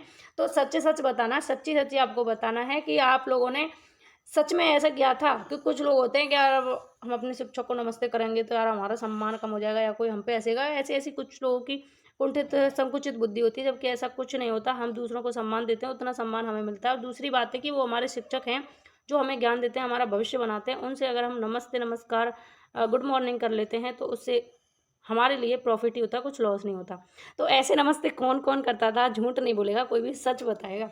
सभी सच बताएंगे कमेंट करके कौन कौन अपने टीचर से इस तरीके से नमस्ते करता था। गर्ल्स भी कमेंट करेंगी कि कौन कौन नमस्ते क्या करते थे। इस चीज़ से हमें याद आती है कि पता है जब हम डीएलएड कर रहे थे उस दौरान क्या था कि हमारा जो बैच था डीएलएड का, वो बैच सबसे बेस्ट था हमारे कॉलेज में। ऐसा हमारे शिक्षक कहते थे, हम नहीं कह रहे, हमारे शिक्षक कहते थे कि तुम्हारा बैच जो है सबसे बेस्ट है, क्योंकि हमारे बैच में गर्ल्स बॉयज़ सभी एकदम मैच्योर और सब लोग सिंसियर थे। तो टीचर से जाते टाइम भी आते टाइम भी नमस्ते और लड़कों का पैर छूना रहता था। तो हमारे शिक्षक बहुत खुश रहते थे कि यार ये बैच बहुत अच्छा है। हम लोग आ गए थे तब भी हमारे शिक्षकों ने आने के, कॉलेज जब हमारी बीटीसी कंप्लीट हो गई थी तब भी हमारे शिक्षक हमें बहुत याद करते थे। और अब भी हम लोग अपने टीचर से जुड़े हुए हैं, अपने गुरुओं से टच में हैं। तो हमारा व्यवहार ही ये बताता है कि हमारे संस्कार कैसे हैं। तो हमारा व्यवहार अगर बेहतर है तो हम कहीं पर भी सक्सेस पा लेते हैं अपने अच्छे व्यवहार से। ठीक है, आगे है, निम्न में से कौन सा चिंतन की प्रक्रिया में सबसे कम महत्वपूर्ण है। ऑप्शन है चित्र एवं प्रतीक, मांसपेशीय क्रियाएं और भाषा। आपको पता है कि चिंतन की प्रक्रिया में चित्र, अगर आपको कोई चित्र दिखाया जाए और आपसे कहा जाए कि इस पे क्या क्या बनाएं, तो क्या आप चिंतन नहीं करेंगे? करेंगे ना। तो चित्र तो जुड़ा हुआ है, चित्र और प्रतीक, अगर प्रतीक कोई दिखा जाता तब भी आप चिंतन करेंगे, तो ये भी आपका सही है। भाषा भी जुड़ी हुई है चिंतन से, तो सबसे कम महत्वपूर्ण आपसे पूछा है तो मांसपेशीय क्रियाएं यहाँ पर आंसर हो जाएगा। अगला है, योगात्मक मूल्यांकन का उद्देश्य है। ऑप्शन है समय विशेष एवं विभिन्न कारणों पर एक विद्यार्थी ने कितना अच्छा निष्पादन किया इसका पता लगाना, अधिगम को सुगम बनाना व ग्रेड प्रदान करना, ऐसे विद्यार्थी का पता लगाना जो अपने साथियों के समकक्ष संप्राप्ति में कठिनाई अनुभव कर रहा है, या अगली इकाई के अनुदेशन से पूर्व प्रगति का पता लगाना। योगात्मक मूल्यांकन का कौन सा उद्देश्य होगा? तो गाइज यहाँ पर करेक्ट आंसर होगा ऑप्शन फर्स्ट। समय विशेष एवं विभिन्न कारणों पर एक विद्यार्थी ने कितना अच्छा निष्पादन किया इसका पता लगाना योगात्मक मूल्यांकन का उद्देश्य होता है। योगात्मक मूल्यांकन का उद्देश्य होता क्या है? एक्चुअल में एक विद्यार्थी है, मान लीजिए आप किसी बच्चे को शिक्षण करा रहे हैं और आपने उस विद्यार्थी को अलग अलग परिस्थितियों में अलग अलग तरीके से सिखाया, तो आप ये जानेंगे कि अलग अलग परिस्थितियों में किसी कार्य का निष्पादन कितने अच्छे तरीके से बच्चा कर लेता है। जिस तरीके से आपने जिस विधि से जिस टेक्निक से उसको सिखाया था, क्या वो सीख पाया है। इस चीज़ का निष्पादन करना, इस चीज़ का पता लगाना, तो यही क्या है? योगात्मक मूल्यांकन है। नेक्स्ट है, राजू खरगोश से डरता था। शुरू में खरगोश को राजू से काफ़ी दूर रखा गया था। आने वाले दिनों में हर रोज खरगोश और राजू के बीच की दूरी कम कर दी गई। अंत में राजू की गोद में खरगोश को रखा गया और राजू खरगोश से खेलने लगा। यह प्रयोग उदाहरण है। ऑप्शन है प्रयास एवं भूल का, शास्त्रीय अनुबंधन का, क्रिया प्रसूत अनुबंधन का, उपरोक्त सभी।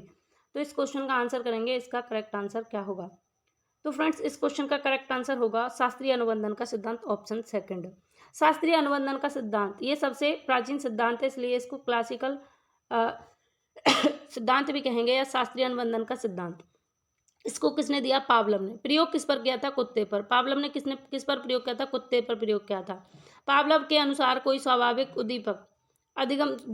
उद्दीपक है वो अधिगम वाले प्राणी को उसके सामने उपस्थित किया जाता है और वह उसके प्रति स्वाभाविक अनुक्रिया करता है। जैसे कि जो पावलव थे, उन्होंने कुत्ते को यहाँ रखा था और उसके सामने डेली पहले घंटी बजती थी और घंटी के बाद भोजन आता था, फिर घंटी बजती थी, फिर भोजन आता था, फिर घंटी बजती थी, फिर भोजन आता था।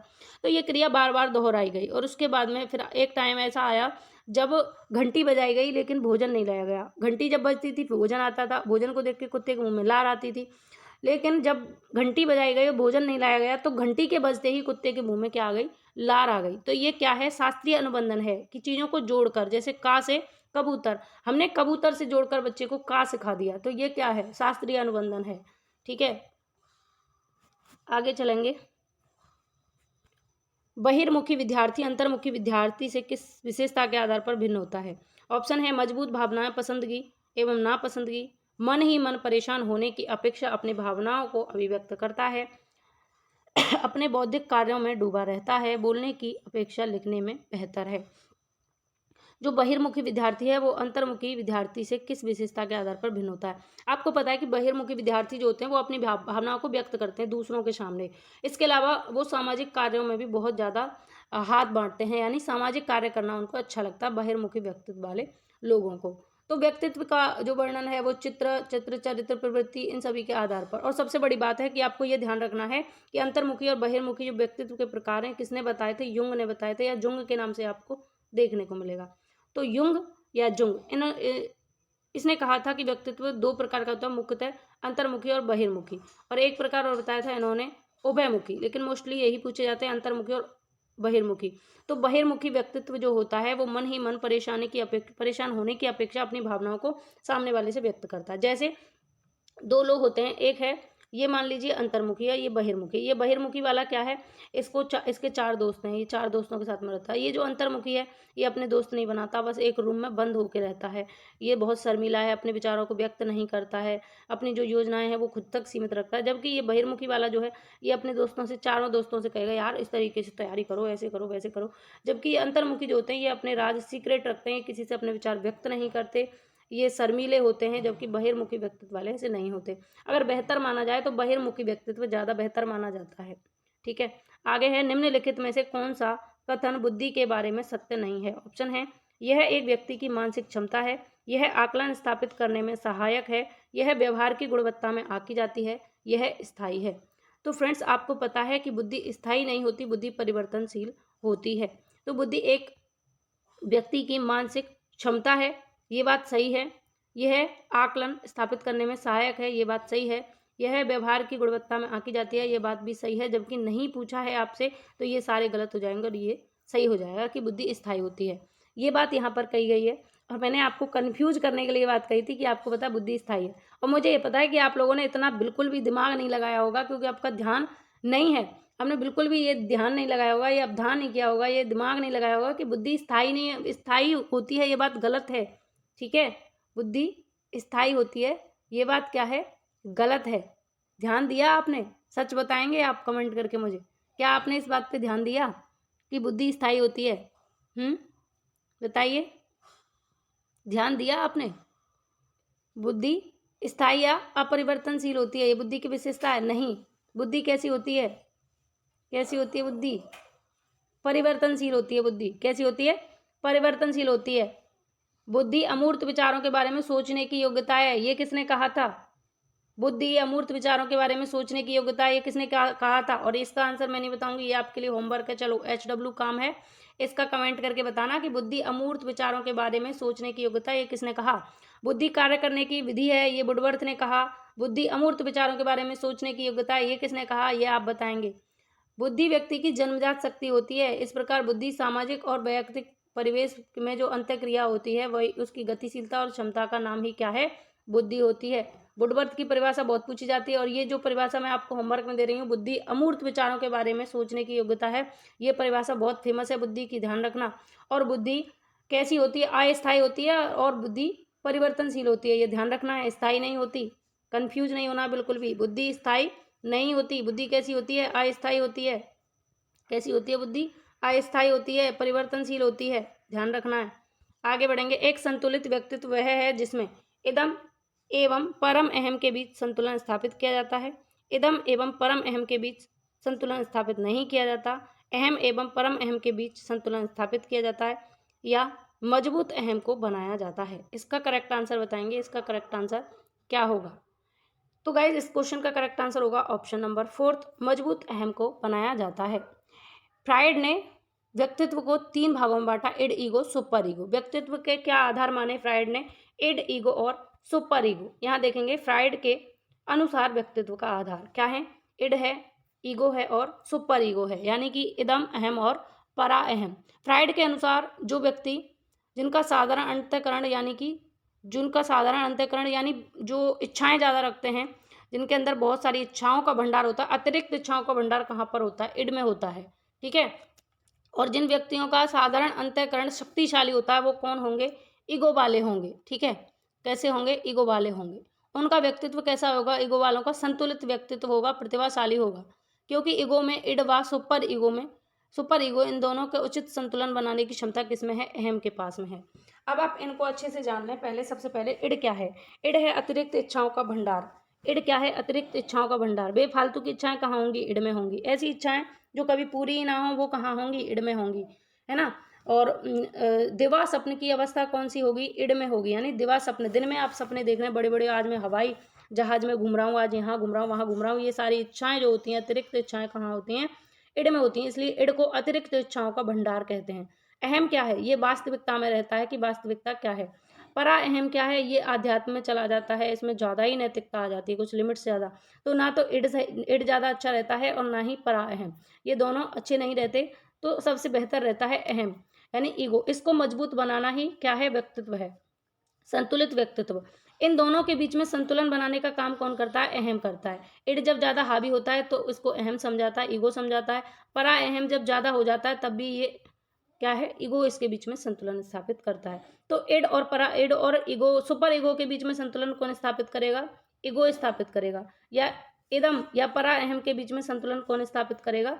तो ईगो करेगा। ये वास्तविकता में रहता है, ठीक है। अगर आपसे पूछा जाए फ्राइड के अनुसार व्यक्तित्व के विभाजन में अहम की क्या भूमिका है, तो ये इदम और परा अहम यानी कि इड और सुपर ईगो के बीच में संतुलन बिठाने का काम करता है ईगो। ये वास्तविकता में रहता है, ठीक है, कि वास्तविक क्या है, सच्चाई क्या है, हकीकत क्या है, इसमें ये जीता है, ठीक। अगला है अंतर्वैयक्तिक बुद्धि को प्रदर्शित करने वाला व्यवहार है। दूसरे के अंतर्मन की इच्छा एवं मनसा का पता लगाना, दूसरे के मूड को भाप जाना, मिलते जुलते संवेगों यथा उदासी और पछतावे में भेद कर पाना, दूसरे के विचारों एवं व्यवहारों को प्रभावित करने के लिए उनसे संबंधित जानकारी का उपयोग करना। अब गाइज यहाँ पर क्वेश्चन को ध्यान से पढ़िए और ऑप्शन ध्यान से पढ़िए। तब तक मैं आपको ये बता देती हूँ कि अंतर्वैयक्तिक और अंतर्वैयक्तिक 2 प्रकार की बुद्धि होती है। वैसे कि जैसे आपको पता है कि हार्वर्ड गार्डनर ने बहुबुद्धि सिद्धांत दिया, जिसमें एनसीईआरटी के अकॉर्डिंग 8 प्रकार की बुद्धि, वैसे 9, 10, 11 तक भी ये बढ़ गई हैं, अब बढ़ा दी गई हैं। तो आपको पता होना चाहिए कि 2 बुद्धियाँ हैं, अंतर और अंतरा। अंतर्वैयक्तिक बुद्धि और अंतर्वैयक्तिक बुद्धि, इन दोनों में आपको कन्फ्यूजन रहती है। अंतरा क्या है और अंतर क्या है। तो अंतर्वैयक्तिक बुद्धि और अंतरावैयक्तिक बुद्धि, इसमें अंतर्वैयक्तिक बुद्धि में क्या होता है कि आप खुद के बारे में जानते हैं, खुद के बारे में अच्छे तरीके से जानना, खुद को किसी भी परिस्थिति के अनुकूल ढाल लेना, क्या है अंतर्वैयक्तिक बुद्धि। अंतरावैयक्तिक बुद्धि क्या है, दूसरों के बारे में जानना। तो आप यहाँ पर देखेंगे कि इसको आप इजीली सही कर देंगे, दूसरे दूसरे दूसरे, तो हमें दूसरों से मतलब नहीं है, यहाँ पर दूसरों से कोई मतलब नहीं है। यहाँ पर मिलते जुलते संवेगों यथा उदासी और पछतावा में भेद कर पाना, यही आंसर आपका करेक्ट हो जाएगा। खुद से मतलब है, दूसरे से इसमें मतलब नहीं है। निम्न में से कौन सी व्यूह रचना अभिप्रेत लैंगिक अंतरों को मद्देनजर रखते हुए लैंगिक क्षमता की भावना के विपरीत है। ऑप्शन है, विद्यार्थियों को बताएं कि रूढ़िबद्ध विषयों में सफलता हासिल कर सकते हैं। प्रारंभिक विद्यालय वर्षों में लड़के एवं लड़कियों में शारीरिक एवं गामक कौशलों के विकास की संभावित क्षमता समान होती है। लड़कों को समस्याओं के समाधान और विश्व पर नियंत्रण रखने के लिए उनकी योग्यता पर उनको आत्मविश्वास विकसित करने के लिए सहयोग प्रदान करते हैं उपरोक्त सभी। तो इसका करेक्ट आंसर बताएंगे कि लैंगिक अंतरों को मद्देनजर रखते हुए लैंगिक क्षमता की भावना के विपरीत है। कि गलत कौन सा है, ये आपको बताना है कि कौन सा लैंगिक समता के विपरीत है। ये समता होगा लैंगिक समता, यानी कि जो भेदभाव को प्रदर्शित कर रहा है ना, वही आपका आंसर करेक्ट है, ये है इसका मतलब। तो देखिए, विद्यार्थियों को बताएं कि रूढ़िबद्ध विषयों में सफलता हासिल कर सकते हैं, ये बात तो सही लग रही है। प्रारंभिक विद्यालय वर्षों में लड़के एवं लड़कियों में शारीरिक एवं गामक कौशलों के विकास की संभावित क्षमता समान होती है, ये बात भी ठीक लग रही है। लड़कों को समस्याओं के समाधान और विश्व स्तर पर नियंत्रण रखने के लिए उनकी योग्यता पर उनको आत्मविश्वास विकसित करने के लिए सहयोग प्रदान करें, ये बात कुछ ठीक नहीं लग रही, क्योंकि यहाँ पर सिर्फ लड़कों की बात की जा रही है। तो आपको पता है कि यही यहाँ पर भेदभाव प्रदर्शित किया जा रहा है। तो आंसर क्या हो जाएगा, आंसर हो जाएगा ऑप्शन सी, लड़के एवं लड़कियों को दोनों, लड़के एवं लड़कियों दोनों को। तो करेक्ट आंसर यहाँ सही हो जाएगा सी। वैसे ये ऑप्शन भी इतना ज़्यादा यहाँ पर गलत नहीं है, क्योंकि यहाँ लड़कियों की भी बात नहीं की जा रही है। तो इस क्वेश्चन को पेंडिंग रखते हैं, ठीक है, इसके बारे में डिस्कस करेंगे नेक्स्ट क्लास में। और आप अपने अपने आंसर बताएंगे कमेंट करके कि आपके अकॉर्डिंग इसका आंसर क्या होगा, क्योंकि इसमें शायद टाइपिंग मिस्टेक मुझे लग रही है, क्योंकि ये तीनों ही ऑप्शन सही हैं। यहाँ पर लड़कों को समस्याओं के समाधान और विश्व स्तर पर नियंत्रण रखने के लिए उनकी योग्यताओं पर उनको आत्मविश्वास विकसित करने के लिए सहयोग प्रदान करना, ये बात सही है, क्योंकि इसमें लड़कियों की अगर बात होती साथ में कि लड़कों को प्रोत्साहित किया जा रहा है और लड़कियों को नहीं, तब ये गलत हो जाता। लेकिन यहाँ ऐसी कोई बात कही नहीं गई है, तो ये ऑप्शन गलत नहीं होगा। तो इसको रखते हैं अभी के लिए, ठीक है। आगे है, एक अध्यापक किसी भी समूह में समुदाय आधारित व्यक्तिगत विभिन्नताओं को समझ सकता है। ऑप्शन है, आंखों के संपर्क के आधार पर, बुद्धि के आधार पर, भाषा एवं अभिव्यक्ति के आधार पर, गृह कार्य के आधार पर। आंसर करेंगे इस क्वेश्चन का क्या होगा। कोई अध्यापक है, वो किसी भी कार्य को, जैसे किसी भी समूह में समुदाय में आधारित व्यक्तिगत विभिन्नताओं को समझ सकता है। मान लीजिए कि कोई अध्यापक है और आप किसी क्लास के अध्यापक हैं, मान लीजिए आप ही अध्यापक हैं, आपकी कक्षा में अनेकों बच्चे हैं, ये बच्चे हैं जो मैंने बनाए हैं गोल गोल, ये क्या हैं, ये बच्चे हैं, ठीक है। समझाने के लिए, हंसना नहीं है आपको, ठीक। आप क्या हैं, ये आप अध्यापक हैं, बड़े से थोड़े से बड़े इनसे, तो आप क्या हैं, अध्यापक हैं, ठीक। अच्छे लग रहे हैं आप, तो आप अध्यापक हैं और ये स्टूडेंट हैं आपके सामने। मान लीजिए ये समूह है, एक समुदाय है। तो व्यक्तिगत विभिन्नताओं को आप किस तरीके से समझेंगे, कैसे समझेंगे? क्या आंखों के रंग के आधार पर या आंखों के संपर्क के आधार पर समझेंगे? नहीं। बुद्धि के आधार पर? नहीं। गृह कार्य के आधार पर? नहीं। बल्कि भाषा एवं अभिव्यक्ति के आधार पर आप ये जानेंगे कि व्यक्तिगत विभिन्नताएं क्या हैं, इनको समझ पाएंगे। कि वो कोई बच्चा आपके सामने जब विचार अभिव्यक्त करेगा तभी तो आपको पता लगेगा, वो बताएगा अपनी समस्या तो आपको पता लगेगा। तो यहाँ पर करेक्ट आंसर क्या आ जाएगा, ऑप्शन सी। भाषा एवं अभिव्यक्ति वैयक्तिक विभिन्नताओं का प्राथमिक संकेतक होती है, ठीक है। आगे बढ़ेंगे, सेकंड लास्ट। सृजनशीलता के पोषण हेतु एक अध्यापक को अपने विद्यार्थियों को रखना चाहिए। इसके पहले कि फ्रेंड्स वीडियो को हम ख़त्म करें, मैं आपको एक बात कहना चाहती हूँ कि इस वीडियो को बनाने में सच में मैंने बहुत मेहनत की है आपके लिए, सिर्फ और सिर्फ आपके लिए। तो इस वीडियो को एक लाइक तो बनता है आपका, एक लाइक करें अगर आपको लगता है कि वास्तव में मैंने एफर्ट्स लगाए, और इसी के साथ में अपने दोस्तों के साथ में इसे शेयर करें। आपके लाइक शेयर से मुझे खुशी मिलेगी, मुझे मोटिवेशन मिलेगा। और किसी भी व्यक्ति को अगर आप मोटिवेट कर रहे हैं, आप खुशी दे रहे हैं, तो आपके लिए ये सबसे ज़्यादा अच्छा काम है। अगर आप दूसरों को खुशी देते हैं तो आपके लिए भी खुशी मिलती है। तो आप इस वीडियो को लाइक शेयर करेंगे, और चैनल आप पहली बार देख रहे हैं तो चैनल को सब्सक्राइब कर लें, और नोटिफिकेशन आइकन को प्रेस कर लें, क्योंकि इसी तरीके की वीडियोज़ मैं आपके लिए लाती रहूँगी जो आपके एग्ज़ाम के लिए हेल्पफुल रहेंगी। तो चलिए आगे बढ़ते हैं, और इसके ज़्यादा मुझे कहना भी ठीक नहीं लग रहा, क्योंकि आप लोग मैच्योर हैं, तो बाकी का आप खुद ही कर देते हैं, कहने की ज़रूरत नहीं है। बस मैंने कहा इसलिए है कि आप वीडियो को देखते देखते भूल जाते हैं, तो बस याद दिलाने के लिए कह दिया है। क्वेश्चन है 49 सृजनशीलता के पोषण हेतु एक अध्यापक को अपने विद्यार्थियों को रखना चाहिए। ऑप्शन है कार्य केंद्रित, लक्ष्य केंद्रित, कार्य एवं लक्ष्य केंद्रित, पुरस्कार केंद्रित। सृजनशीलता के पोषण के लिए एक अध्यापक को अपने विद्यार्थियों को रखना चाहिए। तो यहाँ पर करेक्ट आंसर क्या होगा, इस क्वेश्चन का आप आंसर करेंगे। जैसे मान लीजिए आप अध्यापक हैं, ये आपके विद्यार्थी हैं, आप इनमें सृजनशीलता का विकास करना चाहते हैं, तो आप कैसे करेंगे? तो आप बच्चों से कहेंगे कि वो कार्य केंद्रित रहें, अपने कार्य पर केंद्रित रहें, जो भी वो काम कर रहे हैं उस पर अगर आप वो केंद्र बना के रखेंगे, जैसे आप इस वीडियो को देख रहे हैं तो आपका अगर केंद्र वीडियो पर है, वीडियो पर ही ध्यान है, तो आपके अंदर सृजनशीलता का विकास हो रहा है। मतलब आपके कुछ खुद के भी मौलिक विचार विकसित होंगे, खुद भी अच्छे से सोच पाएंगे किसी चीज़ के बारे में, पर कब, जब आपका कार्य केंद्रित ध्यान होगा। ठीक है, तो सृजनशीलता एक मानसिक प्रक्रिया होती है जिसमें आपके नवीन विचार आते हैं, मतलब कि आपके मौलिक विचार आते हैं, नए विचार आते हैं, यह अवधारणा का जन्म देती है। ठीक है, सृजनशीलता में मौलिकता का होना आवश्यक होता है। किसका? मौलिकता का होना। अगर मौलिकता है आपके विचारों में तो आपके विचार कैसे हैं? विचार हैं, सृजनशील विचार हैं। सृजनशीलता के विकास के लिए एक अध्यापक को कार्य के दिन होना आवश्यक होता है। ठीक है, तो कार्य केंद्रित होना, आप इस चीज का ध्यान रखेंगे। अगला है, निम्न में से कौन सी विशेषता सामाजिक रूप से वंचित वर्ग के विद्यार्थी की नहीं है? ऑप्शन है बालकों की देखभाल के अनुभव उनके स्कूल के लिए प्रभावशाली ढंग से तैयार नहीं करते, नियमित स्वास्थ्य संबंधी देखभाल नहीं मिलती, व्यापक एवं विविध अनुभवों को प्राप्त करने का मौका नहीं मिलता, विद्यालय में अच्छा करने के लिए अभिप्रेरित नहीं किया जाता। कौन सा आंसर यहाँ सही होगा? ठीक है, कौन सी विशेषता सामाजिक रूप से वंचित वर्ग की नहीं है? सामाजिक रूप से जो वंचित वर्ग के विद्यार्थी हैं उनकी विशेषता कौन सी नहीं है? तो क्लियर आपको आंसर दिखाई दे रहा है, नियमित स्वास्थ्य संबंधी देखभाल नहीं मिलती, ये विशेषता सामाजिक रूप से वंचित वर्ग के विद्यार्थी की नहीं है। जबकि बालकों की देखभाल के अनुभव उनके स्कूल के लिए प्रतिभाशाली ढंग से तैयार नहीं होंगे, तो बच्चा क्या होगा? वंचित रह जाएगा। व्यापक एवं विभिन्न अनुभवों को प्राप्त करने का मौका नहीं दिया जाएगा तो भी बच्चा वंचित रह जाएगा, और विद्यालय में अच्छा करने के लिए अभिप्रेरित नहीं किया जाएगा तब भी बच्चा वंचित रह जाएगा। जबकि नियमित अगर आप स्वास्थ्य संबंधी देखभाल उसको देते हैं तो बच्चा स्वास्थ्य संबंधी देखभाल नहीं करते तो बच्चा वंचित रह जाएगा, ये जरूरी नहीं है। तो ऑप्शन यहाँ पर आपका सेकंड सही होगा। तो फ्रेंड्स, आज की इस वीडियो में हमने 50 क्वेश्चन को डिस्कस किया। अब आउट ऑफ 50 आपके कितने सही हुए मुझे ये कमेंट करके बताएं, जिससे कि आपको आइडिया लग पाए कि आपकी तैयारी कितनी बेहतर है।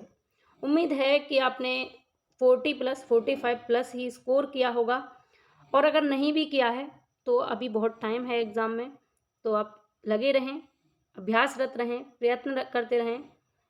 ठीक है, अध्ययनरत रहें। जैसे कि मैंने आपको बताया, विद्यार्थी मतलब विद्या को चाहने वाला, विद्यार्थी मतलब विद्या को चाहने वाला। तो आप विद्या को चाहने वाले विद्यार्थी हैं, आप प्रयास करते रहें, लगे रहें, एक ना एक दिन लहर आएगी ऐसी, जब आपके हाथ में सक्सेस होगी, तो प्रयासरत अगर आप रहेंगे।